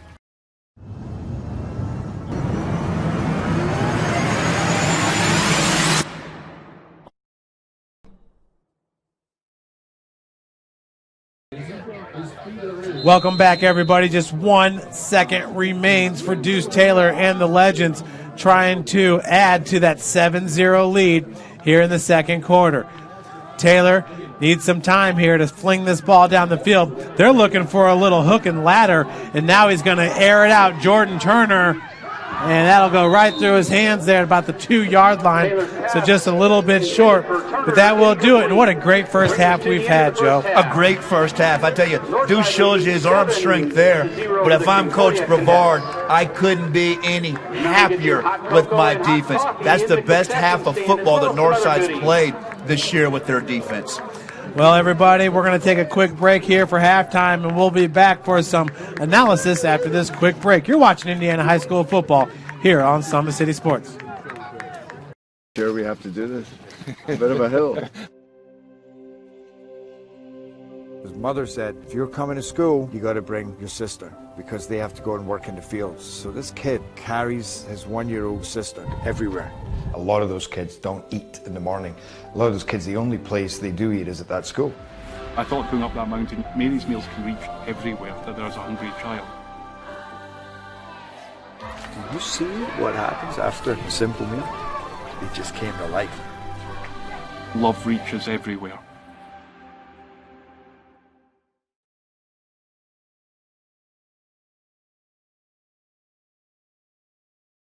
Parkview Sports Medicine's integrated sports medicine team is built to serve the needs of all athletes in all sports. Our team's only goal is to improve athletes in every facet. PSM offers performance training to help athletes get better on the field, dedicated athletic rehabilitation and physical therapy to help them get better off of it, certified athletic trainers in our PSM schools providing daily support to our athletes, and a specialized orthopedic walking clinic when injury strikes. Call 260-266-4007 to speak to our care navigators or visit ParkviewSportsMedicine.com to learn more about what we can do to improve athletes at all levels. Parkview Sports Medicine. Become more.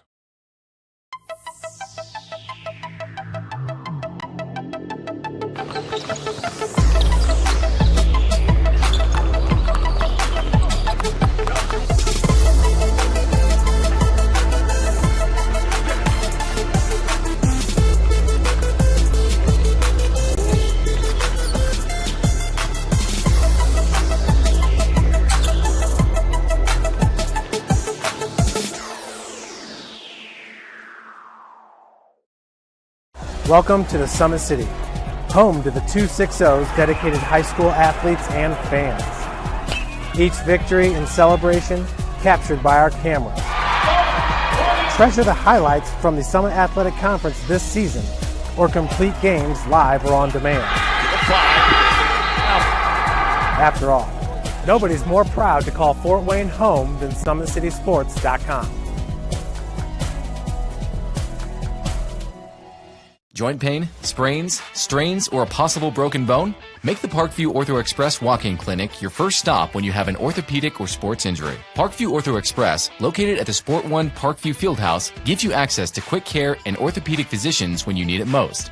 Get x-rays, treatment, and referrals to Parkview Care, all in the convenience of a walk-in clinic.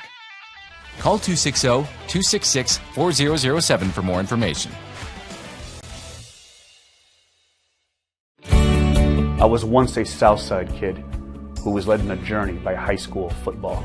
A journey that taught me discipline, toughness, and the skills that made me a success. As a businessman with a CPA license who owns his own firm, I still use the building blocks of high school sports in my everyday life.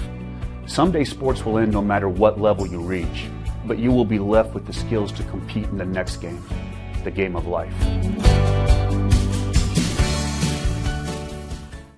Someday, you'll get your knee replaced. Someday, a new hip. Someday can be sooner than you think. At Parkview Ortho Hospital, we want to help you get moving again. So we offer a full range of options for joint pain, including outpatient joint replacements and personalized solutions. It's time to reclaim your life at Parkview Ortho Hospital, because someday is today. Learn more at parkview.com/ortho. Parkview, we believe in better. Thank you for watching Summit City Sports. To help broaden our coverage, we're asking you to become a monthly sponsor to our Patreon account. We produce weekly highlights and live video broadcast. When the Homestead Girls Golf Team won its first state title in program history, we were there. When Fort Wayne brought back 3 state titles in cross country, we were there. We believe in sharing positive stories and setting the standard for how high school sports should be covered. Join us and donate today.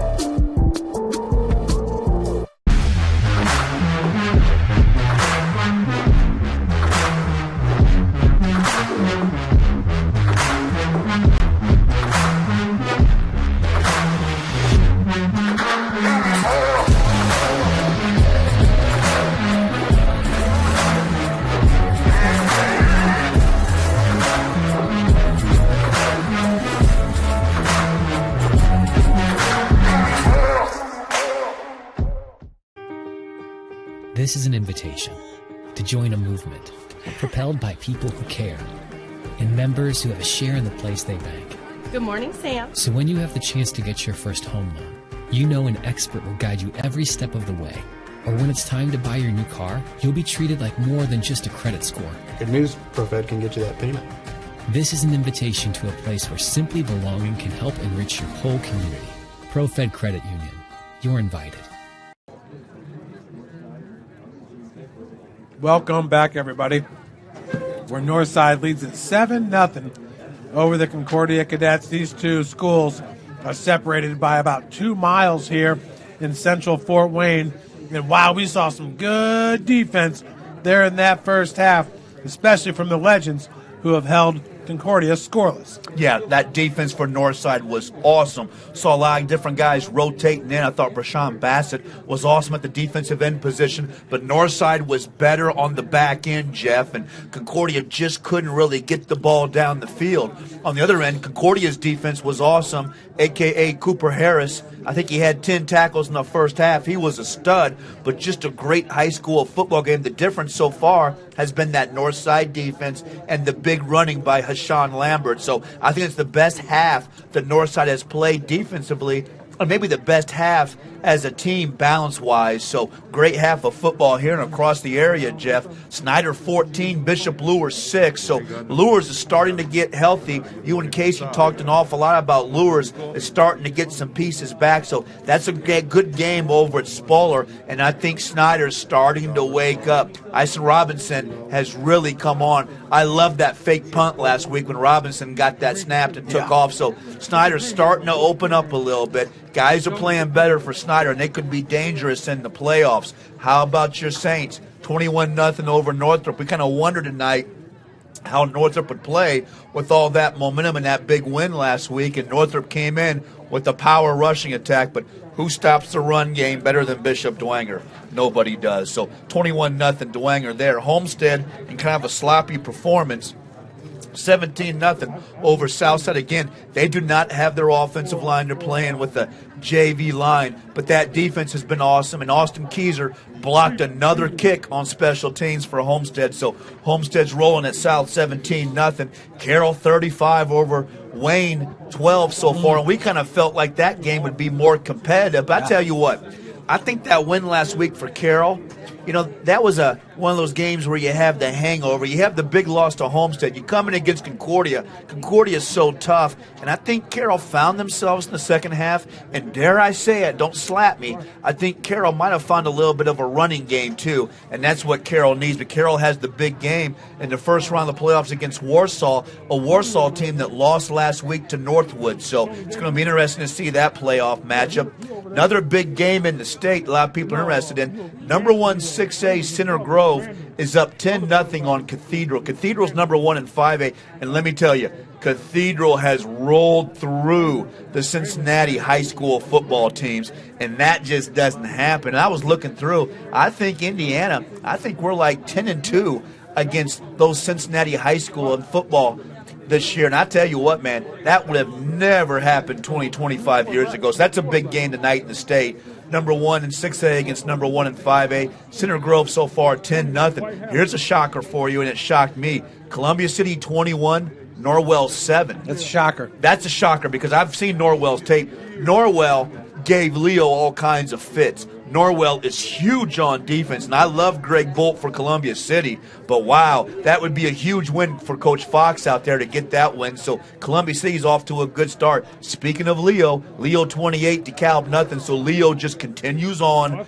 Maybe one of the most physical teams in the area. How about East Noble? East Noble's finding their game. We had them last week. East Noble is going to be a difficult out in the playoffs. They're up 21-0 over Belmont. And Eastside, listen to this, Angola only has 1 loss. Eastside 20, Angola 7. So I'm telling you, Bishop Lures better get their people back because Eastside and Fairfield in that 2A sectional is going to be difficult. So great football in the area. Obviously, last game of the regular season. And, man, you want to get a win. And, man, you want to get that momentum. 1 touchdown in this game, and it goes to number 6, Hassan Lambert, from 4 yards out. Joe, he's been outstanding. Like I said earlier, his 7.8 yards per carry is the best in the SAC. It certainly helps having a quarterback like Deuce Taylor, but give me a break. This guy has come to play. He played the first 6 games going both ways, linebacker and running back. I just love this player, Hassan Lambert. Yeah, I love him too. He's almost 5'11", 185. I think he could be a big-time player at the next level. His pad level, his feet, his vision, he just seems to run so hard. And you make a great point. Now that he's not playing every play on defense, occasionally they'll put him in on a play here and there, but now he's fresh. He's run behind an O-line. It's about 255 pounds, and you're seeing a different Northside team tonight. Obviously, we know how good Deuce is, but tonight you're seeing a Northside team that's playing more physical, playing better defense, and it really complements Lambert's running style. So I like what I see of Northside, and if I'm Concordia, my adjustment is I'm telling Brandon Davis, you have got to stay in the pocket. Northside is too athletic at defensive end. Bassett is up the field, and Bassett can shed those blocks. We saw Lambert at defensive end. Davis has got to stay in the pocket and throw that ball down the field, and then that will open up the run lanes for Drew. But this is a game where Brandon Davis has to be disciplined, Jeff, and play in the pocket. And I'm sorry, this young man has come to play today. Number 55, Juan Rolls, has been outstanding here for the Legends. And it begs the question, where has he been? I mean, he's had a couple of sacks in the first half. Does he not look the role? Oh, he does. And he doesn't get moved. And I tell you, he dropped Drew one time and picked him up off his feet. That's right. And you don't see that with Drew. Drew goes about 220. So Rolls is playing well. We'll have to check the story on him. I can't imagine he was down playing JV ball, but I tell you, I like what Coach Brevard's doing. You know, he's getting some different kids in there, and they played much better in the secondary. So now let's see. Let's see if Northside can hang on and get this win, because this would be a monster win for Northside. And I'm telling you, this would be tremendous momentum for Northside with the rematch with Northrop and that big showdown that would loom with Bishop Dwenger. You know where we are at Northside, and they like to beat the drum here. They got an outstanding band. Oh. But, wow, Brashawn Bassett, and what he's doing at defensive end, he's only a sophomore. I got to tell you, how is he not on the SAC second or first team? Well, maybe because he didn't play there at the beginning of the season. But what he's done the last 3 games, he's one of the most valuable defenders that I've seen in the SAC. Yeah, and he made a play in the first half on Van Landingham. Van Landingham gets a screen pass. Down. Yeah, good point, Jeff. And you called it. The athletic ability by Bassett to run back side and track him down stopped the touchdown. And I'm telling you, that is such a big play for Northside. So I agree with you. I think Coach Brevard has kind of stepped back from this season and understand that, I got to get some different pieces out there. It's so easy to get to play with my big dogs all the time, but I got to arrest them and get some different kids involved. And I think he's doing a great job. And I tell you what, not only is Bassett underrated, that Northside band is fantastic. I mean, it felt like a high school football game night. Watching those kids rock it out and see the smiles, it's been so awesome to see the band tonight. And I tell you what, I don't know if it's brisket or pork barbecue or what it is. Pulled pork, baby. That pulled pork, baby. Woo! I'm telling you, that's underrated. I'm trying to choke a couple of those more down, man. Joe, you talk about Bassett's athleticism, but I just got to play this play one more time because offensive linemen really don't face him. You see him take on 2 blockers right there, turn that play in for Arian McCarter to make the finish. Yeah, he's been so good at defensive end. He's attacked. He's set the edge. He's kept contained. He's turned the plays in. He has been fantastic tonight. And I tell you, watching the tape last week with North looked so much better on defense tonight. So let's see what they can do in the second half, because Coach Manigal, nobody can scheme and make adjustments like Coach Manigal. And I'm telling you, I know he'll have something up his sleeve, and I bet it has something to do with your guy, Cam Johnson, in the second half. Well, that will be fun to watch. Folks, we're going to take a quick break, and we'll be back as they're going to put some extra time up on the scoreboard here at Chambers Field, where Northside leads at 7-0. I was once a Southside kid who was led on a journey by high school football. A journey that taught me discipline, toughness, and the skills that made me a success. As a businessman with a CPA license who owns his own firm, I still use the building blocks of high school sports in my everyday life. Someday sports will end no matter what level you reach, but you will be left with the skills to compete in the next game, the game of life.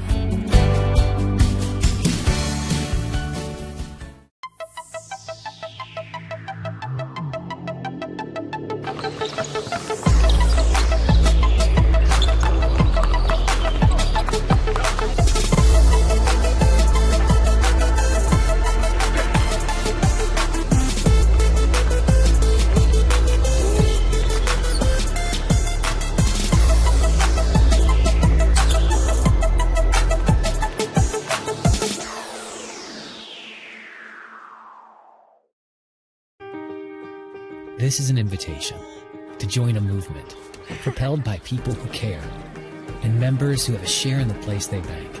Good morning, Sam. So when you have the chance to get your first home loan, an expert will guide you every step of the way. Or when it's time to buy your new car, you'll be treated like more than just a credit score. Good news, ProFed can get you that payment. This is an invitation to a place where simply belonging can help enrich your whole community. ProFed Credit Union. You're invited.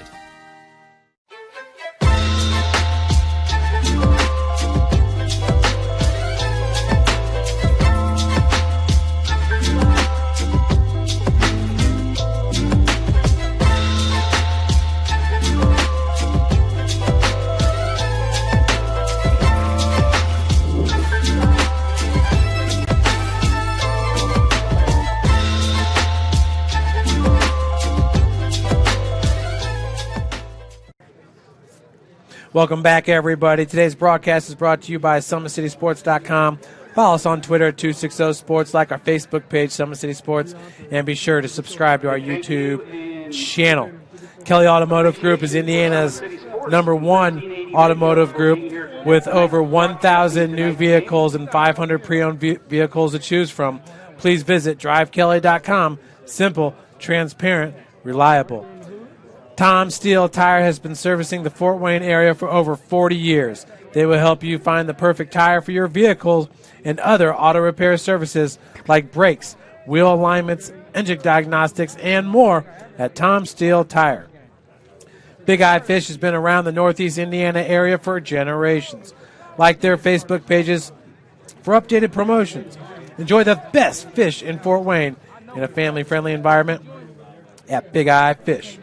And you're invited to join ProFed Credit Union, where we get to know you to better serve you. Sign up online in 5 minutes or stop by a branch. Join ProFed today and start owning your financial future at profedcu.org. At Ottenweiler Contracting, we invest in our customers by providing peace of mind during the entire process, from bid to build. Visit OttenweilerContracting.com. Summit Volleyball trains and builds the highest quality volleyball players in the area from ages 5 to 18. Our players are equipped with elite level skills and a foundation of life skills. Jump on board. Together we can reach the summit. Anderson Heating and Air Conditioning is dedicated to providing the best possible solution for your home or business. A system and solution that fits your unique needs. Visit AndersonCoolHeat.com.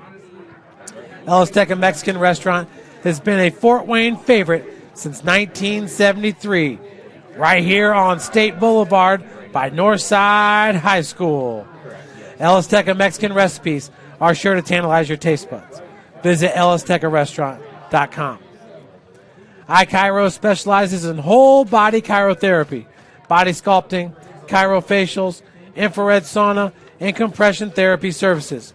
Check out Jalen Smith's signature location on Coliseum Boulevard by Blaze Pizza. At Parkview Sports Medicine, it's game on. We serve every level of athlete with our integrated sports medicine team, including the region's only specialized athletic rehab facility. Learn more about our services by logging on to parkviewsportsmedicine.com. Joe, if I'm Northside, what do I have to do to maintain this lead in the second half? Continue to run the football. You're dominating the time of possession.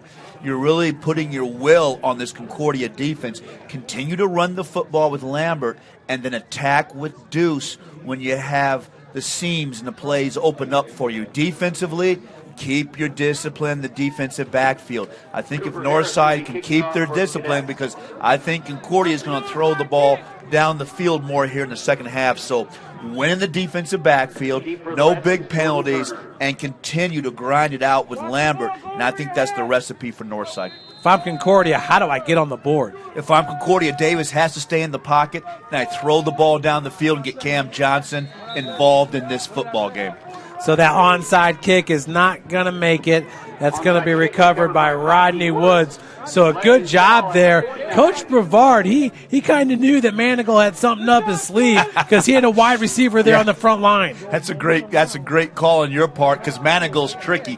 Manigal loves to roll the dice, but how about Rodney Wood, who's a fantastic basketball player, cover that kick with his great hands. So he does a great job. Now, if I'm North, I got good field position here. I make Concordia pay for that gamble. 1st and 10 from the 49-yard line. Legends looking to strike after that onside attempt. Play action. Deuce trying to cut it up. He will break the line of scrimmage, a gain of about 2 yards for the senior QB. Yeah, and that was a good job by Concordia.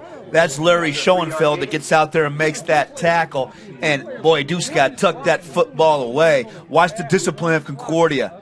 Well played. Boy, you got to tuck that ball away. Well played by Concordia. So a win on 1st down for Concordia. So I think Deuce is getting hungry to put the ball in the air. But I come back with Hassan Lambert here, and I grind away with my big back if I'm Northside.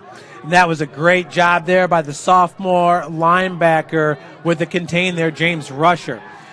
And Deuce, once again, looking in the middle of the field, far sideline. Jordan Turner slips on the play. I must say, though, this turf here at Northside is looking beautiful. This is the best I think it's looked at this point in the season. No rain, Joe. Yeah, we just haven't had any, and we've had an Indian summer. I love it. I love it. It's been some of the best weather I've seen. Now, Joe, you remember 3 years ago when it was raining every single Friday? I remember I ruined a pair of boots that I picked up from Boots and Britches. I tell you, it rained you're right, every game was played in the mud, but I got to be honest right here. I don't like how Northside started this drive. They haven't run the ball yet with Lambert. 3rd and 7 from the 48-yard line. Lambert staying in the pocket to block that ball just over the outstretched hands of Adrian Sewell. You're right, Joe. I didn't like that drive. I didn't like that possession at all. What you did in the first half is you gashed them with your big back on 1st and 2nd down. Lambert doesn't get a carry on that possession, and that felt like, to me, Northside got good field position, and they became very impatient on that drive. And now Coach Brevard's going to send out a freshman punter, 5'10", 150-pound Dylan Scheibel. This is trouble because they only averaged 16 yards a punt this season, Jeff. Well, they had Arion McCarter back there to start the season. Scheibel, and not a bad-looking punt. Nobody back for the Cadets, but that's not going to roll. He gets about a 3-yard roll, and that'll be down at the 17. And I love Arion, but I got to be honest with you, that's probably the best punt of the year for Northside. So the Legends will give it up after that great start with the onside attempt. You got to give it up to this Concordia defense. Yes. They've figured it out. They have figured it out. And on that screenplay, Concordia was disciplined, had everybody right where they're supposed to be. So Concordia is making the adjustments on defense and coming along. Now they got to crank up this offense, and Brandon Davis has got to hang in that pocket and push the ball down the field. Cadets with trips to the top of your screen. Brandon Davis takes the shotgun snap, and that ball just a little bit beyond the outstretched reach of Jace Parnan. So if I'm Concordia, do I get Amir Drew back involved in this game? I'd throw the ball a little bit here. Now, Davis has to be accurate. That's a hook. The inside receiver, the slot, and the outside receiver both ran hooks. That plays there. Brandon Davis has to set his feet, have the discipline, and stick that ball in the numbers for Parnan. Now, I come back to that because Northside's giving you a cushion. I think you got to throw the ball a little bit to open them up. Then you can run your big back. But Davis, this second half's going to be about Davis, setting his feet and throwing good balls. And Brandon Davis, through 6 games, is number 6 in the SAC with 856 yards passing as the handoff goes to Amir Drew. Look at him just rumble right up the gut for a gain of about 7 yards. And what a high school career for Drew. We talked about it earlier. He's going to end up over 4,000 yards in his high school career. And, man, you talk about durability too, Jeff. Does anybody carry the ball as much as Amir Drew? And he never misses a game. Amir Drew right there. He's like the mini bus. Yeah. He has got a little Jerome Bettis in him, doesn't he? And he always falls forward. So this is a huge 3rd down here. Concordia needs to convert here. It's 3rd and 4 from the 24-yard line here for Davis out of the pistol. Davis once again going to his right. And that time I'm not sure if that was intended for Parnan or Speckert. That's Speckert out there, and that's just not being accurate. Davis was slow getting that ball out, and that ball needs to be thrown on the break of the out. And boy, Manigault hates that because he wants to get some rhythm and tempo for his offense. But how about Northside? 3 plays, and they're back off the field with their defense, Jeff. And if you see in an AP traction replay, that ball's coming out too late for Brandon Davis. Brandon Davis, it kind of looks like a lackadaisical approach out there on the field. Back deep is Turner to return this Jace Parnan punt. Turner doing a good job getting his hands underneath it. Makes one guy miss, and that's a loose ball. And looks like the Legends are going to recover. And Turner is making great plays, but you're carrying that football like a loaf of bread. You got to tuck that ball away. And, is Northside lucky to cover that fumble. That would have been a tremendous momentum change right there. I like the return by Turner, Jeff, but you got to put that ball away. That was number 23, Brevon Bassett, jumping on it. Right there, that ball's out. Woo! Man, that's a hustle play by Bassett. Yes, to get on that, man. So to bring up 1st and 10, another great start here in the second half for the Legends, just 55 yards away from a score. Lambert, they heard you, Joe, and Lambert's going to rattle off about 12 yards. Yeah, you see how easy that is? And what I like is Northside kind of, shows you some different motions up front to confuse you. Then they come back with the big back. And I'm telling you, watch him get the corner, Jeff. Watch the pad level and the strength. Look at that back coming at you. Woo! That's an all-conference back right there. Hey, sometimes it doesn't have to be complicated. Just run your workhorse. 1st and 10 from the 43 after the 12-yard gain. Lambert once again on the counter and fumble. And Taylor's not going to be able to pick it up. A good job by Aspen Pippert Board falling on it. Yeah, Taylor's got to just fall on that. Another hustle play by Pippet Board to get on that, but that's kind of I like it better when Northside runs the plays. See, that's a little bit of a delay. They're all in the backfield there. I don't like those delay plays so much, because the linebacker play is so aggressive and good for Concordia. I like it when they run Lambert right at the line of scrimmage, Jeff, because those linebackers for Concordia are too good to recover. But that was Northside's lucky to cover that fumble. Now it's 2nd and long, and you're way behind the chains if you're Northside. And 2 of those linebackers are sophomores when you look at Rusher. So now heading down, Deuce has got some room to run. And he's close to getting back to the original line of scrimmage as Cooper Harris tracks him down. That's tremendous maturity by Deuce. Concordia is so good in the back end with the coverage. Everybody's covered. Deuce has nowhere to go with the football, and he makes the right decision. He tucks it, gets upfield, gets about 6 yards. Now you're 3rd and long, but it's a lot better than 3rd and 20. Nice recognition by Deuce, but even better coverage on the back end for Concordia. Yeah, these linebackers do a good job in pass coverage. 3rd and 12 from the 45 here for the Legends. Offset left is Hassan Lambert. Deuce, and that's Cooper Harris in the backfield. He's got a hand on Deuce. He's able to escape it. And wow! Fumble. That's going to be picked up by the Cadets. Number 22 has it. Dontrell Johnson. Turnover here by the Legends. And Concordia that was a fumble. They're going to call an incomplete pass. He fumbled that ball away. I tell you, Concordia is so well coached on defense. Jeff, they're where they should be. The coverage is good. I think Deuce fumbled this ball away at the end. Look at the chase by Concordia. They're going to call that an attempted shovel pass right there. Is that what it is? Woo! He's lucky on that one, my friend. And once again, that was Cooper Harris who started all that havoc there in the back. Boy, Concordia's good on defense. Man, are they disciplined. Everybody's in the right position. Well coached. I tell you, they're going to talk about this. You think it was a shovel pass? That was close, man. Well, can we look at it one more time? I think that's being kind. I don't know if I've ever seen a fumble called back on an attempted shovel pass there. That's kind of what it looked like. Deuce is down there saying, yeah, that was a shovel pass, right? Shovel pass. They're lucky, but Deuce got to put that ball away. You know, you can't make those mistakes. I think in most games that's going to be called a fumble. So Scheibel, the nice-looking punt. This time he gets the roll inside the 5. You got to let that go all the way down. Boy, I tell you, though, all of a sudden Northside's playing defense. Northside's winning on special teams. Northside can punt. Wow, what a difference, huh? Hey, man, all points of the game are being played tonight by Northside. Hey, Joe, how about these freshmen and sophomores here for the Legends? They're making plays. Contributions, and you know what?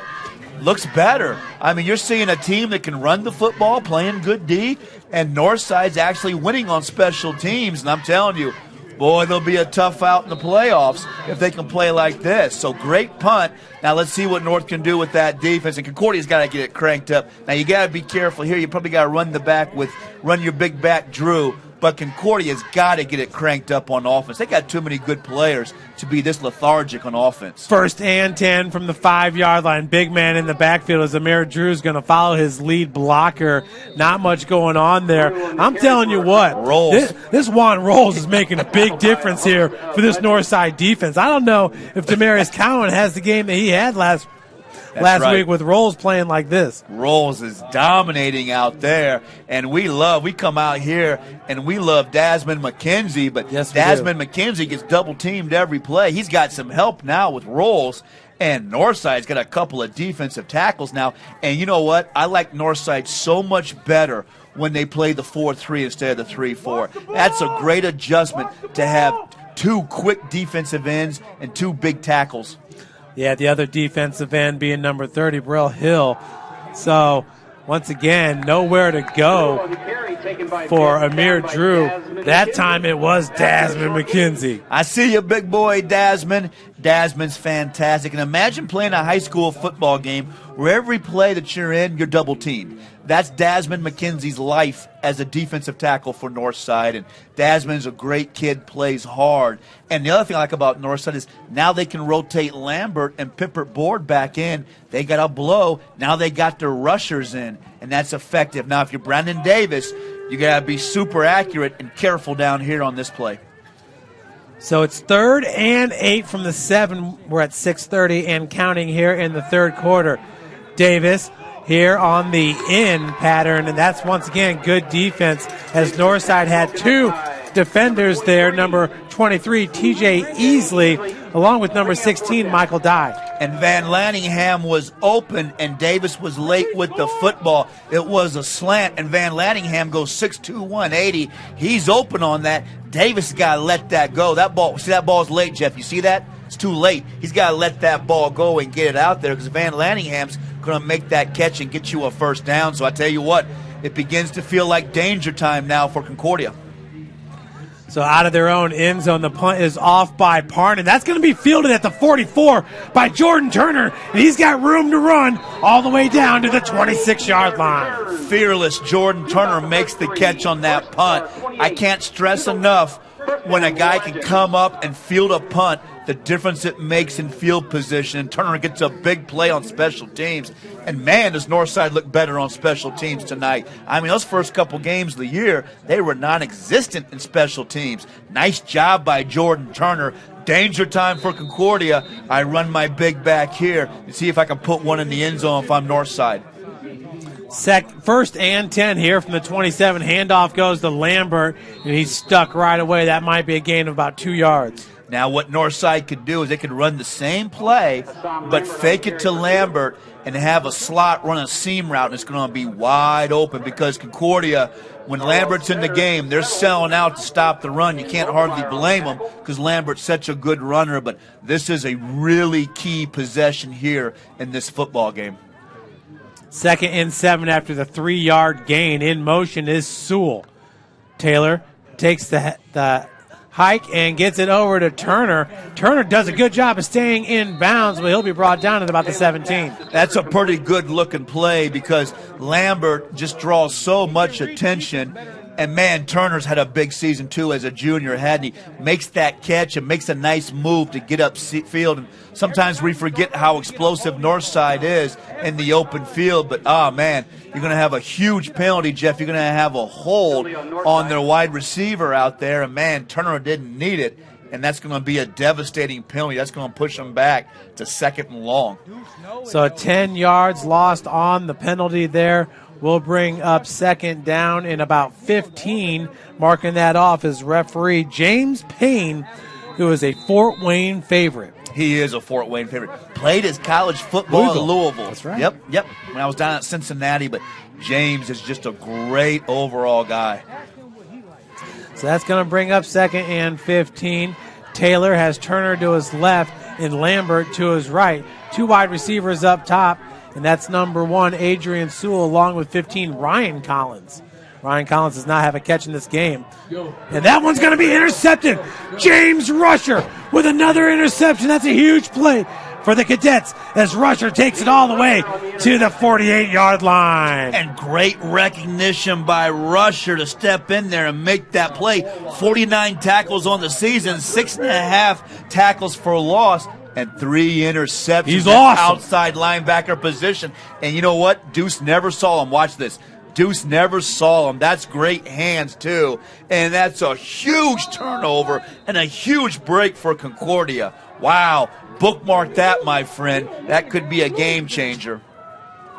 So they'll bring up 1st and 10 from the 49 for the Cadets here. 3 wide receivers on the bottom of your screen. Amir Drew in the backfield. Now on the wide receiver screen, Van Lanningham picks it out of the air. They'll be gaining about 3 yards on the play. Pretty good defense by Northside that time. And, when I would throw an interception like that in high school, we'd watch the tape the next day, and nobody could understand why I throw that interception. And honestly, sometimes you just don't see those linebackers sliding underneath. And that ball had some mustard on it. And, man, how about Rusher's ability to catch that with his hands? You talk about an athlete, and, boy, did Concordia need that break. Let's see what Concordia does with it now. Brings up 2nd and 7 after the 3-yard gain. On their own 49-yard line are the Cadets with trips at the top of your screen. It'll look like one of the receivers might have got off a little bit early.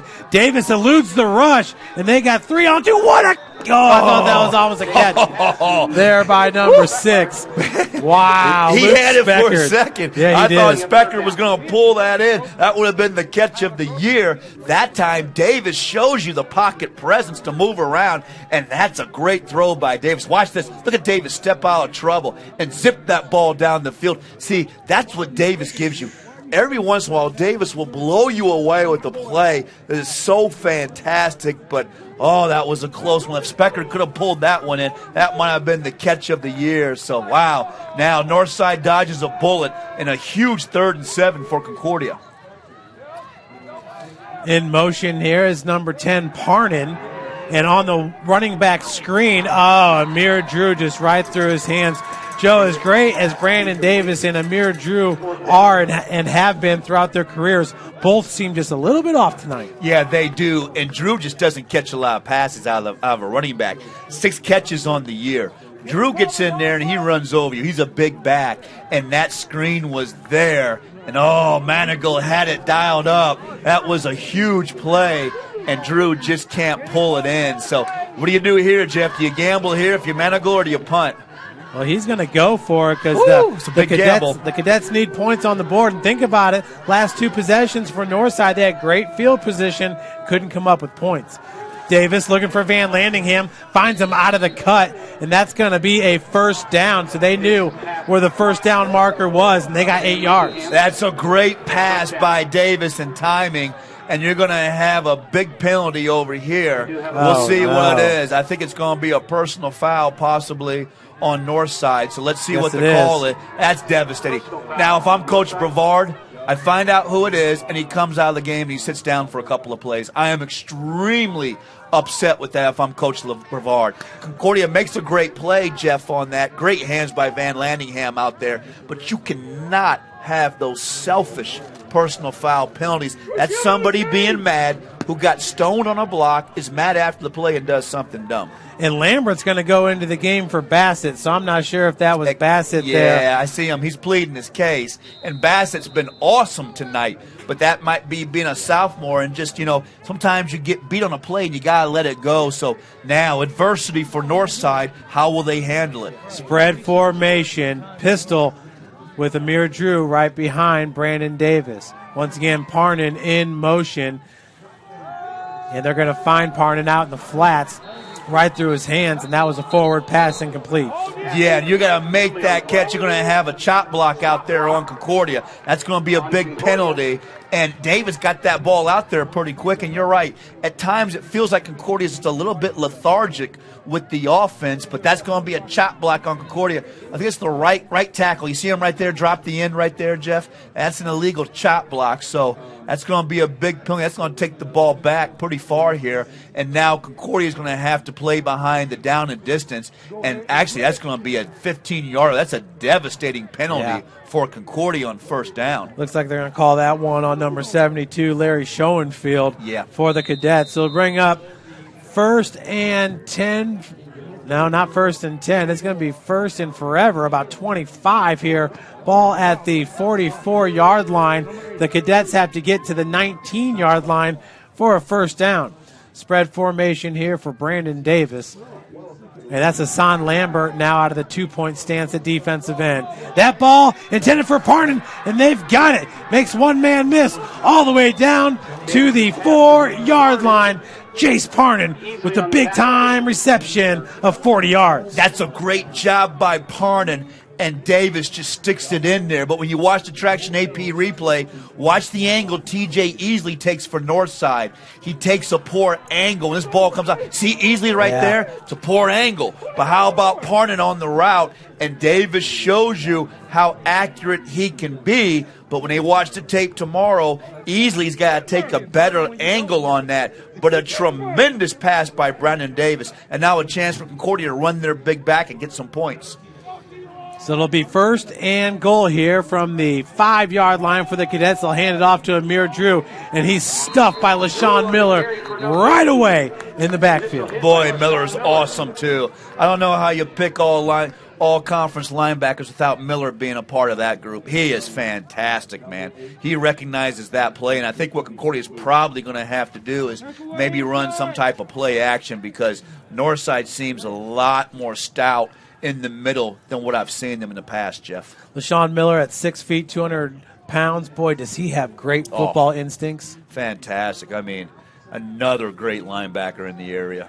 2nd and goal now from the 5-yard line, so a gain of 0 on the play. Davis going to roll out to his left, looking in the middle of the field. That one's overthrown. Pass intended for Luke Speckert. And I like that. That's the play action, but Northside reads it, and Northside flows with it. So if I'm Concordia, what I do here is I put trips to the left here. I get man-to-man on the top side, and I run a slant here. I think Davis can make that throw. I think it's going to be tough to run the ball in here. We'll see what Coach Manigault dials up. He can really dial them up sometimes. And let's see what they run here. But you're going to have to get one-on-one. You're going to have to isolate a wide receiver. And I'm thinking maybe a slant up top to Cam Johnson here. We'll see. 3rd and goal now. The nose of the ball at the 5-yard line. They got Jace Parnan in there at the left wing, right wing. Looks like it's Speckert. The handoff's going to go to Speckert, who cuts it up. Wow. Gain of about 2 yards before he's driven back. Wow, and that's Arion McCarter, the number 5. Where's that jersey? That's a fantastic play by McCarter, and that's why he's a big-time prospect. Man, when McCarter can read and react from that safety position, he is fantastic. Watch McCarter on this read and react and feel this. Nice play. And now a huge 4th down here. And again, I try to work the ball to Cam. I get Cam Johnson in the game, and I'm working man-to-man up top if it's me, Jeff. Boy, Trevon Redmond there as well for these legends. So we got a timeout going to be taken by Concordia. We'll take one with them. You're watching Indiana High School football here on Summit City Sports.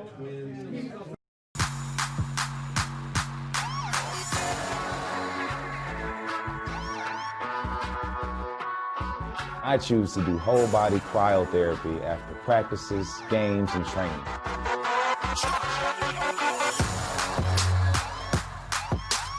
It reduces inflammation in my muscles and allows me to move more agile throughout my profession. I became a believer in iCryo after my severe injury in college at Notre Dame, tore my ACL, and I was looking for ways to recover, ways to get back on the field. So I'm thankful for iCryo.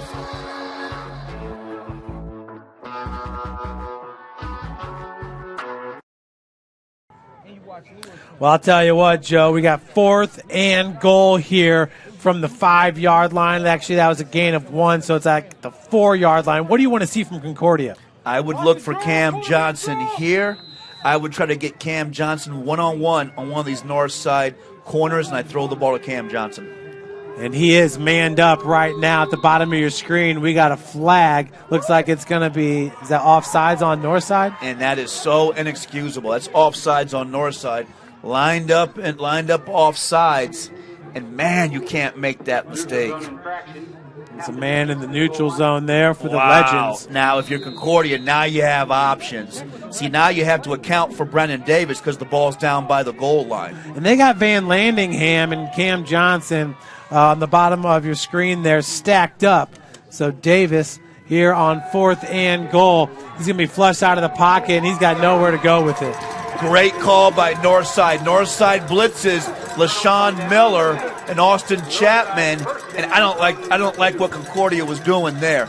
I would have kept the trips to the short side, and I would have run the slant or maybe the option game. But credit to Northside. After that penalty, Northside gets the stop. Now you're not out of trouble now if you're Northside, because if you're Concordia, you just got to rely on your defense to get a stop. But that was a big defensive stand for Northside. That was a huge defensive stand. You see it from LaShawn Miller, and that play before Trevon Redmond and Ariana McCarter making the stop right there. That was a nice play call by Concordia as they gave it to their wing, Luke Speckard, but it was to be not to happen. So 1st and 10 here, and they're going to give it to Hassan Lambert, dragging tacklers all the way to the 5. It's a great run by Lambert. Concordia sniffs it out, but Lambert hops and cuts his way to a nice run there. So if I'm Northside, I run Lambert a little bit here and see if I can bang away. Or maybe I come back to that bunch package, Jeff, and maybe work a couple more of those drag routes across the middle. So it's 2nd and 7 now from the 5-yard line. Lambert offset right to Deuce Taylor. And it looks like Concordia wants to bring the linebacker, the sophomore number 34, Tyler Moore. Moore back into position. 3 down linemen, and the handoff goes to Lambert, but he is stuffed. Great play by the defensive tackle. That was number 66, Logan Narwhal-Settle. Yeah, he is dominated tonight, and man, has Concordia decided to take away Northside's run game, huh? What a great halftime adjustment. Those big rush lanes just aren't there. Now you put the pressure on your quarterback again. It's 3rd down, and somebody who's been real quiet tonight, and I haven't seen him out there, has been Brashawn Johnson. I really haven't seen him out there the last few plays, but this is where Johnson can make a play for you, or maybe Sewell on the seam route on the inside, Jeff. I believe that's Bronte Johnson, top of your screen. They're bringing the corner blitz, and Deuce Taylor's got a man, and it's Rodney Woods down the sideline for a huge gain of 45 yards. 1st down, Legends. That's a beautiful pass by Deuce. I can't say enough about Deuce. Deuce threw Rodney Woods open that time. Concordia hadn't even gotten their package, and watch how fast this ball comes out. He throws Rodney Wood open. Look at Wood. Beautiful pass. I tell you, I say it every time we come out and do Deuce. I'm speechless. I would be all over him on the next level. That's an NFL throw again, Jeff. He found the hole in the defense, and it was perfectly placed. And that's what Lou Holtz used to say. Lou Holtz used to say, you have to have the ability to throw your guys open. And, man, does Deuce do it there. So it's 1st and 10 here for the Legends from the 50. Man in motion. They're going to hand it off to Hassan Lambert. Lambert falls forward for a gain of 4. Yeah, and that's a good run play for Northside. Going to keep Concordia honest. And, man, we're going to come back to this big drive here, Jeff. But, man, we're going to have a great 4th quarter, my friend. We are going to have a great 4th quarter. So you're watching Indiana High School football, and we'll be right back with the conclusion of this game, the 4th and final quarter.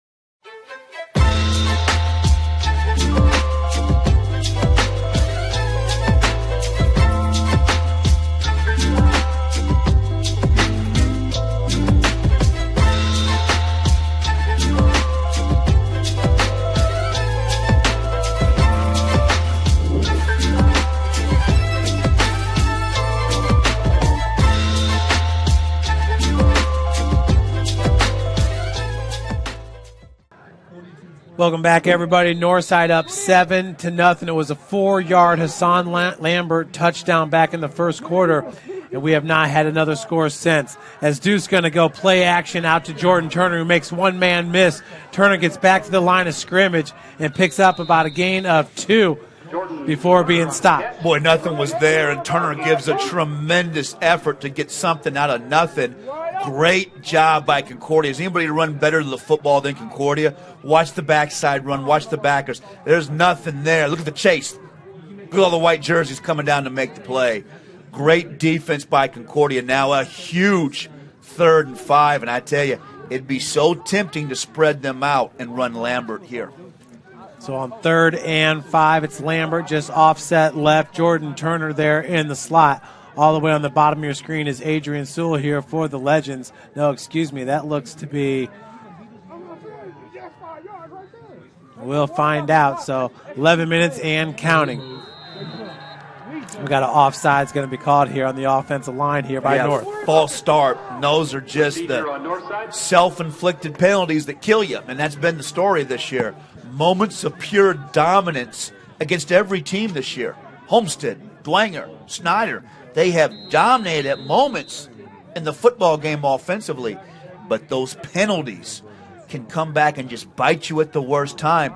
Now you go from 3rd and 5 where they were going to run Lambert, and I bet the hole would have been here. Now you need Deuce to make another big throw and bail you out here. That's number 15, Ryan Collins, on the bottom of your screen. As they got trips to the left. Jordan Turner, the lone receiver up top. Taylor looking to his left, goes to the second man. That's Sewell, but it goes right through his hands. Yeah, now he's got to make that catch. That wasn't the greatest ball from Deuce, but Adrian Sewell's got to make that catch. So again, how about Concordia, Jeff? We talk about Northside's defense tonight. Concordia gets another big stop, and now here comes the North punt game. And so far tonight, that punt game has been good for North, but throughout the year it's been shaky. But I tell you, making the adjustment and changing the punter out has made all the difference in the world tonight. Yeah, they're going to need another nice punt by Dylan Scheibel. And you know what? They got to get those gunners down the field because Cam Johnson is back there waiting to return it. And a nice angled punt towards the sideline. And that is going to roll backwards. You got to stop that ball if you're Northside. Yeah, that's just being slow and being lazy getting down there. You just cost your team 7 yards of field position. It was a good punt, but, man, I tell you, that's no way to start the fourth quarter for Northside. So now let's see. Brandon Davis seems to be warming up a little bit. Can Concordia put a drive together, Jeff? Well, he'll have 1st and 10 from the 31. Amir Drew and Brandon Davis last time able to get that ball all the way down to the 3-yard line, but they would turn it over on downs. This time Davis has trips to the bottom of your screen. It's Amir Drew in the backfield. They're going to go to Cam Johnson on the wide receiver screen. Makes one man miss. Cam Johnson's got room to run down the sideline, cuts it back all the way to the 47-yard line. That's a huge gain there of 23 yards. I get him the ball every single time. Watch this shake. And we won't say the Northside name on this one, on the Traction AP replay. Watch the feet of Cam Johnson in the shake. Watch this right here. Woo-hoo-hoo, man. I don't know if he even touched him, you know what I mean? But if I'm Concordia, I get Cam Johnson the football. Yeah, we have not seen much of Cam Johnson getting involved in the offense in this game. He's a lone wide receiver on the bottom of your screen. They're going to have pressed coverage on Johnson. With the coverage has been Michael Dye. That ball deflected. Yeah, nice job to get his hands out there. Looked like Bassett out there makes the play. And boy, Bassett is athletic on that edge, isn't he? So Davis is going to have to be cognizant of which side Bassett's on and get that ball out there. Watch Bassett make this play here. Beats the block. Watch his hands. Woo, is he athletic, Jeff? Man, oh, man. Bassett is awesome, but you know what? Shout out to number 16, Michael Dye. He's locking up Cam Johnson. Sure and is. Concordia can't find a way to get him the ball. It's one-on-one, and if I'm Concordia, this is where I come. I look to the left. I got trips. Here comes your backside fade right here, my friend. The ball's coming to Johnson here. And Michael Dye is right up in his grill, and he's only a sophomore. Davis looking in the direction of Johnson. This time he's got him, and that's caught. A big gain all the way down to the 8-yard line. 40-yard gain for Cam Johnson. And it's the skinny post. And Davis, just like we talked about, Davis looks away. Concordia knows they got something out there with Johnson. And one of your favorites makes a huge play. And watch Johnson. Look at that skinny post. Look at the ball right there. Gotcha. And if I'm Northside, I'm upset. Where's my safety help on that? You can't leave man-to-man out there on Cam Johnson. You got to have some safety help. So now a chance for Concordia to finally get the ball in the end zone. 1st and goal from the 8-yard line. Concordia with trips up top. They've got the Legends spread out here on defense. The handoff goes to Amir Drew. He cuts it up and lunges towards the goal line. Think they're going to have him down at the 1-yard line for a gain of 7. That's a great run. And now when Concordia throws the ball down the field, it opens up those run lanes. Watch Drew make the one cut, roll to the end zone. Looked like he stretched out. It's going to be close. But look at the pad level. Look at the power. Drew cuts through there. Look at that. He smells the goal line. Man, that's close. And now I give the big boy the ball again, and I get myself on the scoreboard here. And Concordia seems to be sucking it up in the fourth quarter, Jeff. So Concordia's got Speckard there on the left wing. And it's Amir Drew right behind Davis. And he'll fake the handoff. Davis looking to take it himself. Nowhere to go as the D tackles were there. Number 74, Jake Lambert, in on the stop. Boy, Lambert's a baller. 6'5", about 250, and he's got the wingspan of a kid about 6'8". I would be all over Lambert on the next level. I think he's a MAC player, but if I'm Concordia, I got to criticize a little bit. I give the ball to my big boy down the goal line. Davis is going to have a hard time breaking through. I think Drew could have ran that one in. Now, what I do here is I run the ball to Drew, but I don't run it right up the middle. I run it off tackle to Drew here.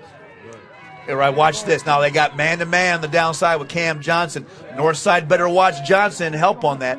3rd and 2 from the 3. And they just, little miscommunication there on the handoff. That was enough to get the Northside defense into position. Arion McCarter coming up for the stop. Big play by McCarter, and Concordia was in too much of a rush there with the handoff. Concordia needed to take one more second before the snap, and they got man-to-man on the downside with Cam Johnson. You probably could just throw it up, Jeff, and he would go get it with his athletic ability, but that was kind of a sloppy handoff on that for Concordia. So now here you go. Huge play in the game right here. 4th and 1 for the Cadets. 7:10 on the clock and counting. A big one, as Joe referred to, down by 7. Davis going to follow his blockers. QB sneak in for the touchdown. Nice job by the O-line for Concordia to get the push up front. That was all O-line there, and Davis gets the touchdown, and what a great drive for Concordia. Man, what a defensive stand for Northside, but Concordia finally gets some push on 4th down, and man, what a great game we have here. What a battle with a couple of teams trying to get momentum before the playoffs. So in to attempt the PAT will be Joe Gutman for the Cadets, looking to tie this game up, and it's up. And it's in. So just like that, Concordia ties it up at 7. We got a barn burner here inside 7 minutes left to play. You're watching Indiana High School football here on Summit City Sports.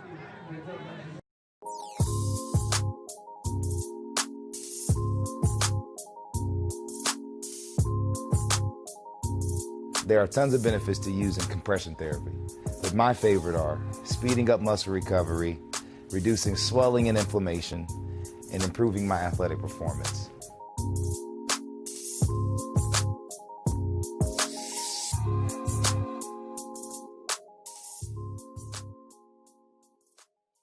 I'm sorry, what happened? Cathedral scored 33 unanswered, 33-10 over Center Grove. Wow. Unbelievable. Wow, did you just hear that? We are back, everybody, and Cathedral, 33 unanswered points. Is that right, Joe? That's right. Cathedral 33, Center Grove 10. Wow. That's 5A number 1 laying the wood to 6A number 1. I'll tell you, I love Dwanger. I love their team. Man, that's a roadblock in that state championship game, isn't it? But what a matchup that would be, Dwanger and Cathedral. That's a shocker to me, my friend. So now kicking it off is the linebacker. That'll be a squib kick. Cooper Harris picking it up as one of the up men for the Legends. He'll be tackled right away at the 30. And do we have a face mask on that play? That's going to be close. We'll see. I didn't see a flag, but, man, that's awful close. So now Northside needs to drive. What a game. 7-all finishing up the regular season. And, man, you want that momentum so bad. And other games around the area, Jeff, 28-23. Columbia City over Norwell, so that's a war out in the county to get that win. Your Saints were rolling 34-0 last report over Northrop. Carroll was rolling at Wayne. Homestead was running away from South now. Homestead was up big on South, 34-0 starting the fourth quarter. So, man, we got ourselves the best game in the area maybe, my friend. Well, I believe that is the truth. They just called holding on the Legends. Oh, that's a huge penalty on the special teams, and those penalties are starting to add up for Northside, and this is the point in the game. You got to play clean football and be disciplined. So it's 1st and 10 from the 19. In motion is Turner. They're going to fake the pitch to Turner and give it over to Hassan Lambert. He's stuck right away, but he'll fall forward for a gain of about 3 yards. And how good has Concordia been against Lambert in the second half? How about the adjustment of pinching the linebackers down, having gap control, and taking away the run game? Watch the Concordia linebackers on this. Everybody is in their gap. That's great defense by Concordia. Concordia is so well coached on the defensive side of the football, Jeff.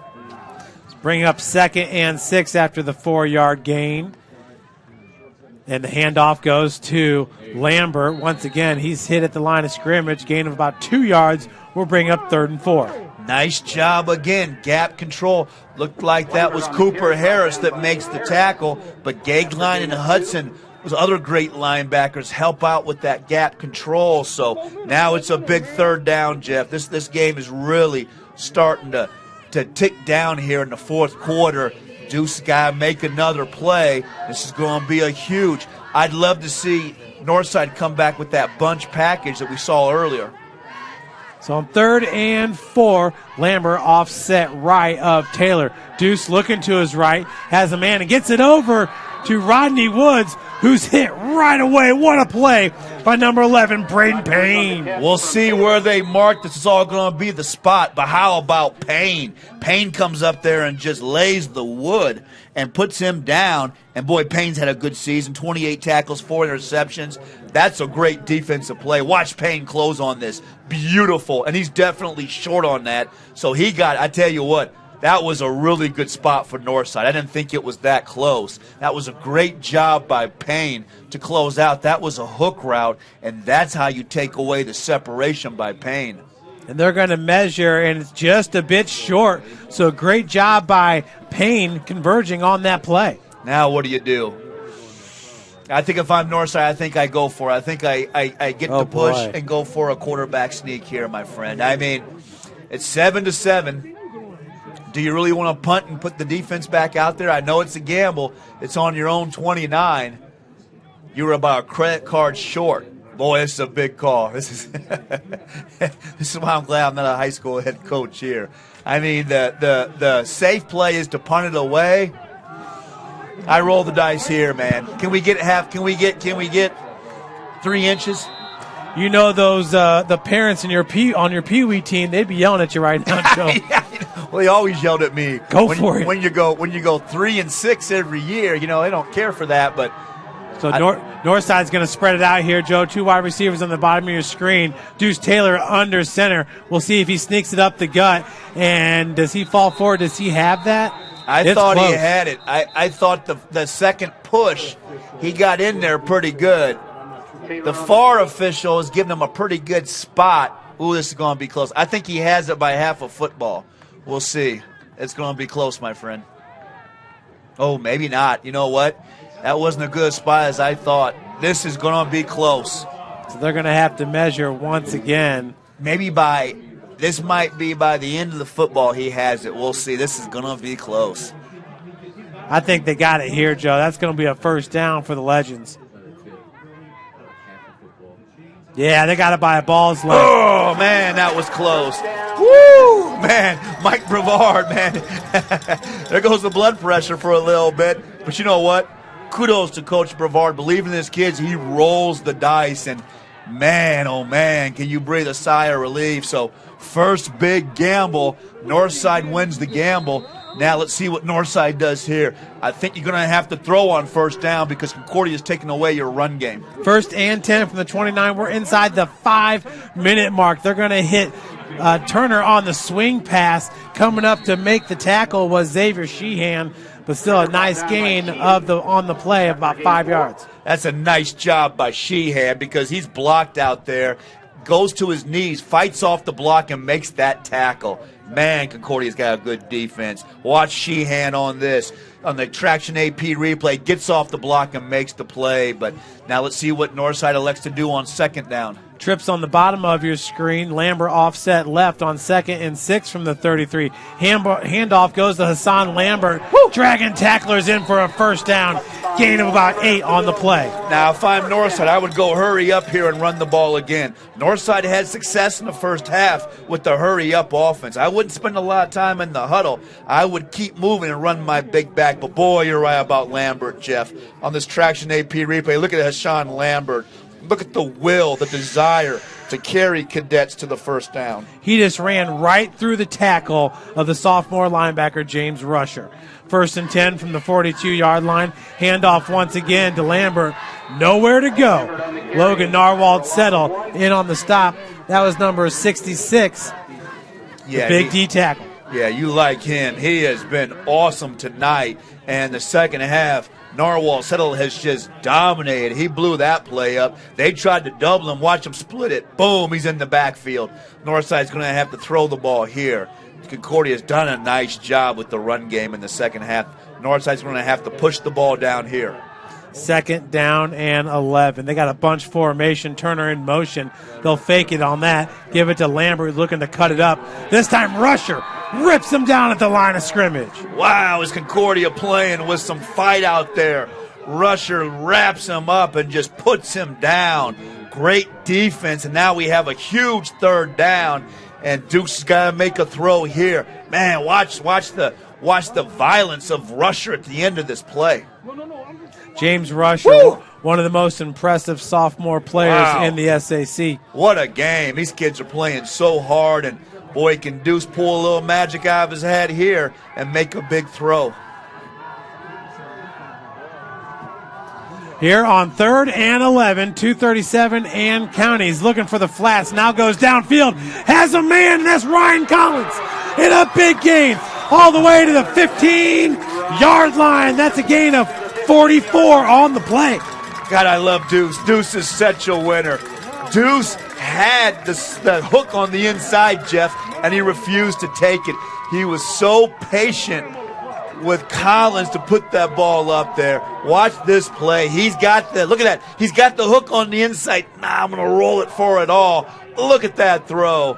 Another huge play by Deuce Taylor. Wow. 1st and 10, and Deuce going to keep it himself. No, he gets it out to Adrian Sewell's, knocked out of bounds at about the 7-yard line. That's a great play again by Taylor to flick that ball out there. And, man, I like Sewell. Sewell is so athletic. But I'm telling you, that's another big throw from Deuce. I'm all over Deuce, man.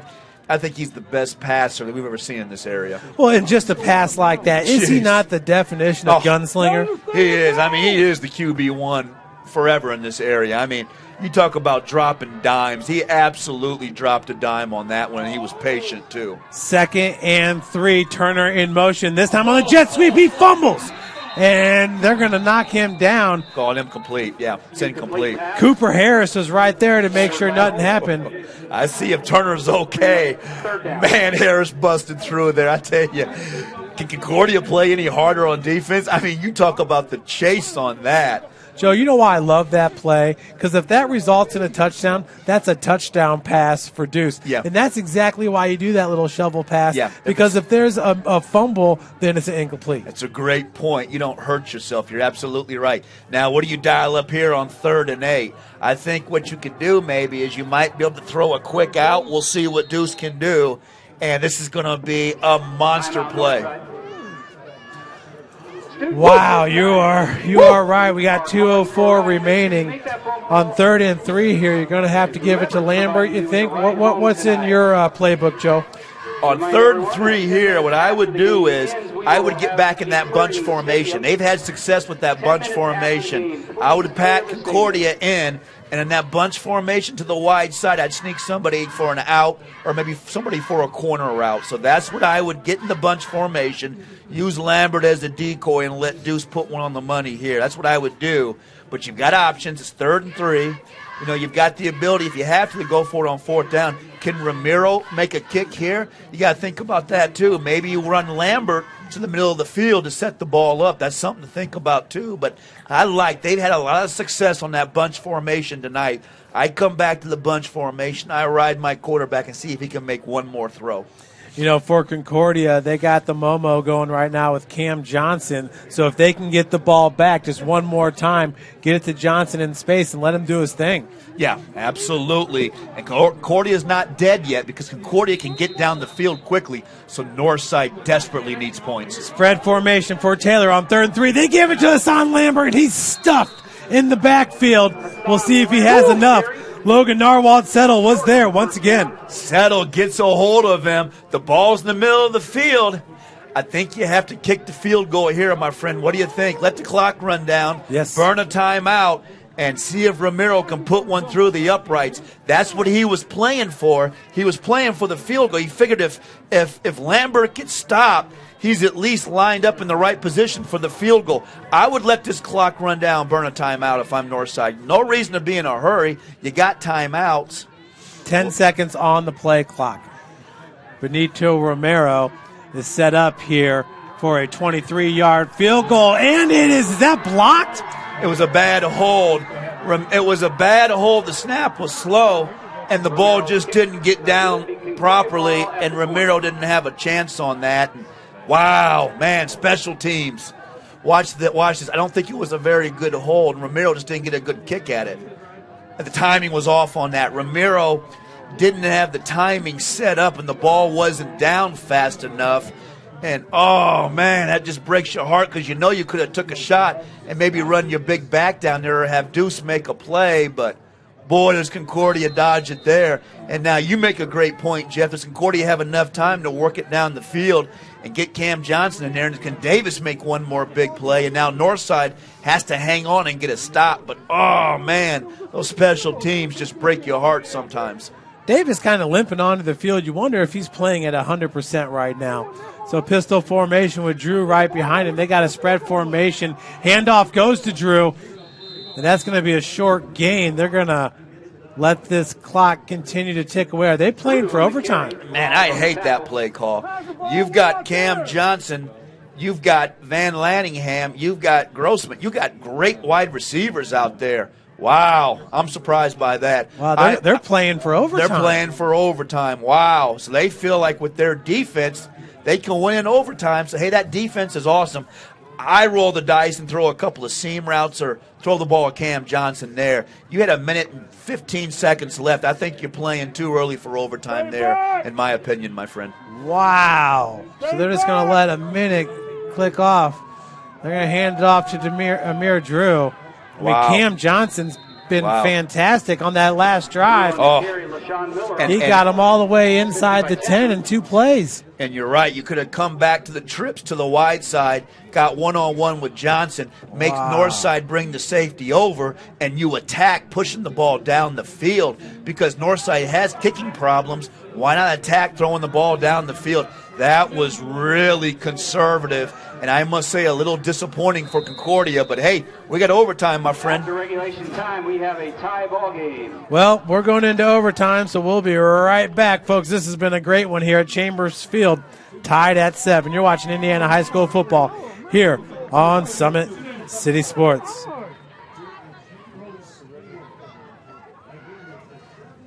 Excited about the place that it put us, and the quarantine hit, and we knew we had guys that were going to work hard at home, but just the idea that we could get a lot of them together working hard at a location with people that know what they're doing was really beneficial. And I think that training did a great job for those guys to kind of get the ball rolling for them, and they came back in the end of June, early July, and it's like they hadn't missed a beat. They were flexible, they were fast, and ready to lift and run and start playing football, so it was a huge benefit for us. To gain an edge on your competition, it starts with a free one-on-one performance assessment. Call 260-266-4007. Parkview Sports Medicine. Become more. Thank you for watching Summit City Sports. To help broaden our coverage, we're asking you to become a monthly sponsor to our Patreon account. We believe in sharing positive stories and are excited to set the standard for how high school sports should be covered. Join us and donate today. Basketball is such a reactionary sport, and we talk all the time about your first 3 steps are the most important: powering out, exploding, the things that they're teaching our kids. with changing direction quicker, getting a stronger core. Those things have been very valuable for our athletes. Everything that Parkview Sports Medicine has done has been very applicable to what we do on the court. We're learning how to control our bodies, and that's something that I think our girls have really benefited from. Some of our girls who had some speed and quickness now are becoming more explosive. To gain an edge on your competition, it starts with a free one-on-one performance assessment. Call 260-266-4007. Parkview Sports Medicine. Become more. 20 seconds remaining before the start of overtime, Joe. Wow, with that one. I don't know that I've ever seen a team just kind of. No. I mean, there was over a minute on the clock there. Minute 15. They just mailed it in looking for overtime. They believe in that defense, and so do I. Yeah. I also believe in some of those offensive weapons. Scotty Van Landingham, Cam Johnson. Yeah, you're absolutely right. They believe that their defense is going to be tough in this goal line situation. But, boy, if they don't win in overtime, they're going to look back at that minute 15, and they didn't even take a shot at that, especially with the wide receivers they have. I pushed the ball down the field and try to make a play in that situation, but, man, we're going to see how this turns out. And quickly, while I got a few minutes, I'll get you some scores. 41-0, Homestead over South, and congratulations, Homestead. Won the conference tonight. I'm disappointed in South. I thought we'd have a little bit more, especially with Homestead's JV line. The victory bell stays on the southwest side of town. 2 years in a row, my friend. And how about Dwagner was rolling last report, 34-0 over Northrop. There's a great game in the county. Norwell 31, Columbia City 28 with about 5 minutes left in the fourth quarter. That's a great game. Yeah. Boy, 2A, how about Eastside? 42-7 over a good Angola team. Look out for Eastside and 2A. Yeah, and they're in the same sectionals as Bishop Lures. Correct. So, first overtime period, Northside gets it at the 10-yard line. They'll get the first crack at it, and they got him wide open. Hassan Lambert, touchdown Legends. Wow, what a play. Man, they run all the motion to the right, and Lambert hides in the line and sneaks back to the edge and makes a huge touchdown catch. Look at the traction AP replay. Look at Lambert. Kind of dives in the line and sneaks back out. And boy, Deuce is in total command of that pocket. That's a huge touchdown. Now let's see if Romero can make the extra point. Wow, what a play. He was wide open.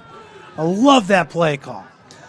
PAT attempt, Romero. It's up. And it's good. Legends up 7-0. One play, one touchdown. Joe, let's take another look at it. Yeah, great play. Watch Lambert kind of die in the middle of the line right there. Now watch, he sneaks out. Linebackers lose him. He's wide open, and boy, Lambert shows you the hands. And so now Northside goes up 7 in overtime, and now let's see what that Northside defense can do. Man, what a great game, and boy, if you're Concordia, now the pressure's on. The good news for Concordia is at least you know you need to use all 4 downs to get into the end zone. So I get Cam Johnson in the game, and I isolate Cam Johnson and try to get him the football if I'm Concordia. Well, you already see Michael Dye there going towards the bottom of your screen. That's where Cam Johnson's going as well. Right now, nobody's on Johnson. They're going to rotate, and they're going to put number 2 on him. They only got one guy out there. Northside's confused. They got some confusion on the bottom of your screen, but they're going to hand it off to Amir Drew, and LaShawn Miller is there to stuff him. Northside was in big trouble. You're right. Northside was totally confused in the back end with the coverage, and Miller bails them out again with a big tackle. Good Northside. They don't know who's lining up where. And, boy, their senior LaShawn Miller drops his pads and stops Drew in the hole. That's big boy football right there, my friend. I'll tell you what, Davis must not have seen it. I don't know how he couldn't have, because there's DBs running across the field trying to cover up that mix-up. 2nd and 9 after the 1-yard gain. Drew standing right behind Davis. This time Davis going to go through the air, and he's going to take it himself. And last second, it's intercepted. I thought he had it. Ariana McCarter just missed it. Oh, Davis should have tucked it and took off. And at the last second, he threw back across his body, and it was a bad ball. And, McCarter about had that for Northside. He had Johnson wide open here. Nice run. I took it and roll right there. Look at Johnson. You're right. You throw that ball out in front where Johnson can grab touchdown. it, and that's a touchdown. Boy, McCarter's going to dream about that one tonight. That was in his hands, wasn't it? Big play here. 3rd and 9 for the Cadets. Up, we're down by 7. We're in our first overtime period.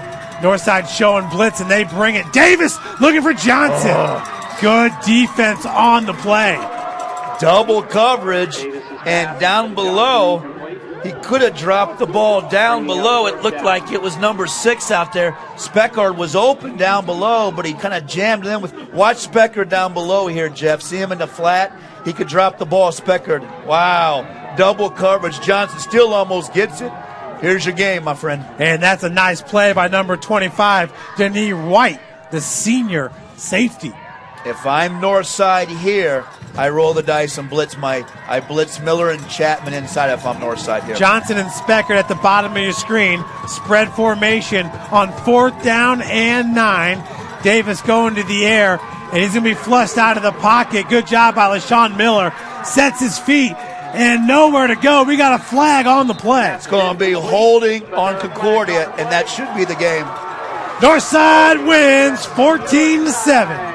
Wow, what a defensive stand. So Joe Walburn's going to get some reactions from this outstanding overtime thriller. Folks, we're going to take a break. Northside once again wins it 14-7, and we'll be right back with some post-game sound after this quick break. You're watching Indiana High School football here on Summit City Sports. I was once a Southside kid who was led on a journey by high school football. A journey that taught me discipline, toughness, and the skills that made me a success. As a businessman with a CPA license who owns his own firm, I still use the building blocks of high school sports in my everyday life. Someday sports will end no matter what level you reach, but you will be left with the skills to compete in the next game, the game of life.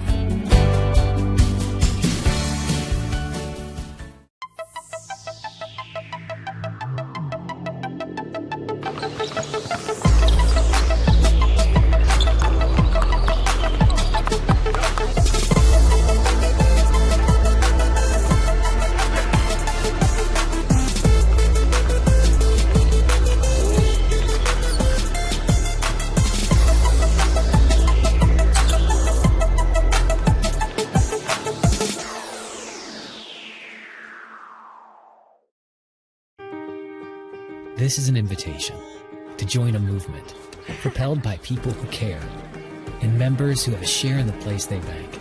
Good morning, Sam. So when you have the chance to get your first home loan, you know an expert will guide you every step of the way. Or when it's time to buy your new car, you'll be treated like more than just a credit score. Good news, ProFed can get you that payment. This is an invitation to a place where simply belonging can help enrich your whole community. ProFed Credit Union. You're invited.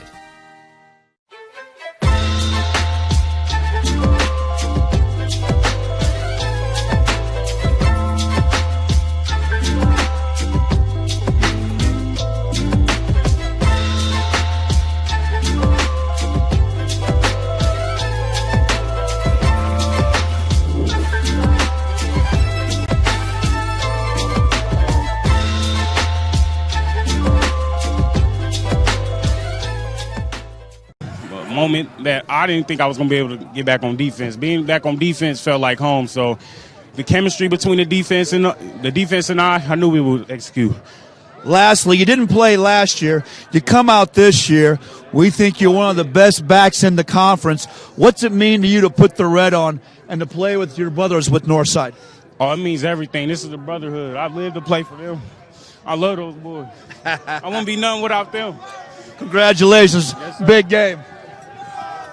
That was Hassan Lambert down there with Joe Walburn. An outstanding game for him. They're going to get a team picture, and we'll see if Joe's got any more interviews for you. He's going to bring out LaShawn Miller. Jeff, I'm down here with LaShawn Miller. LaShawn, the way over, I heard him talk about all conference linebackers, and your name popped in my head. Nobody's been more awesome at linebacker than you. And what's it mean in the last regular season game of your high school career to get this win? It means so much to me. I started my sophomore year. Not once have we beat Concordia. Doing this, I know it makes my coaches proud. I know it makes my team proud. and all the fans. I'm just happy we could get the dub. How tough was Concordia with Amir Drew? Amir Drew's such a big back, and it seemed like Amir Drew and you had some huge collisions in those holes tonight. Man, like you said, that's a big back. Definitely a challenge, but I feel like I overcame that challenge. So, absolutely. Yeah. Now here we go. Last question. Big win in the regular season. You get a second shot at Northrop and Dwenger too, so you still have your whole season ahead of you. How big are the playoffs going to be, and how much are you guys anticipating the playoffs? Man, we've been waiting for the second chance. It's all business. Northside, they had us. That first game, but now they're going to see a whole different Northside. Congratulations. I'm proud of you. You've had an awesome high school career, and you're going to be a heck of a college football player. Congratulations. That's LaShawn Miller. So great job by Joe Walburn as well down there getting us the interview. So an outstanding game all the way around as Northside wins it in overtime, 14-7. Folks, thanks so much for joining us. We had Denise Blaine on camera. My name is Jeff Mahoney, and that was Joe Walburn. You're watching Summit City Sports. Once again, up next for Northside, they will host Northrop in 2 weeks. Have a wonderful rest of your night. Sure we have to do this? A bit of a hill. His mother said, if you're coming to school, you got to bring your sister because they have to go and work in the fields. So this kid carries his 1-year-old sister everywhere. A lot of those kids don't eat in the morning. A lot of those kids, the only place they do eat is at that school. I thought going up that mountain, Mary's meals can reach everywhere that there's a hungry child. Did you see what happens after a simple meal? It just came to life. Love reaches everywhere.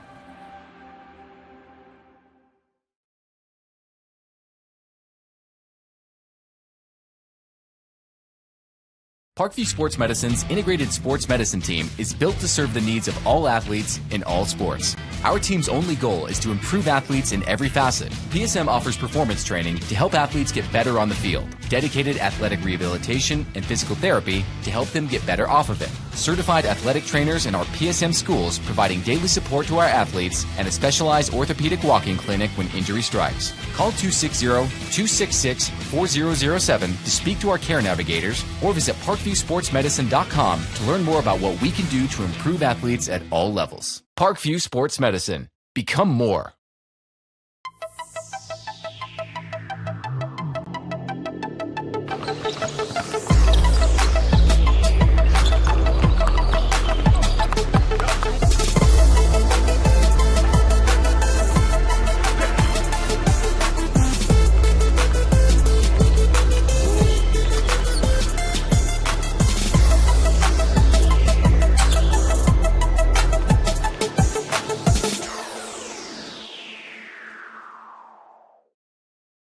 Welcome to the Summit City, home to the 260s dedicated high school athletes and fans. Each victory and celebration captured by our cameras. Treasure the highlights from the Summit Athletic Conference this season or complete games live or on demand. After all, nobody's more proud to call Fort Wayne home than SummitCitySports.com. Joint pain, sprains, strains, or a possible broken bone? Make the Parkview Ortho Express walk-in clinic your first stop when you have an orthopedic or sports injury. Parkview Ortho Express, located at the Sport One Parkview Fieldhouse, gives you access to quick care and orthopedic physicians when you need it most. Get x-rays, treatment, and referrals to Parkview Care, all in the convenience of a walk-in clinic. Call 260-266-4007 for more information. I was once a Southside kid who was led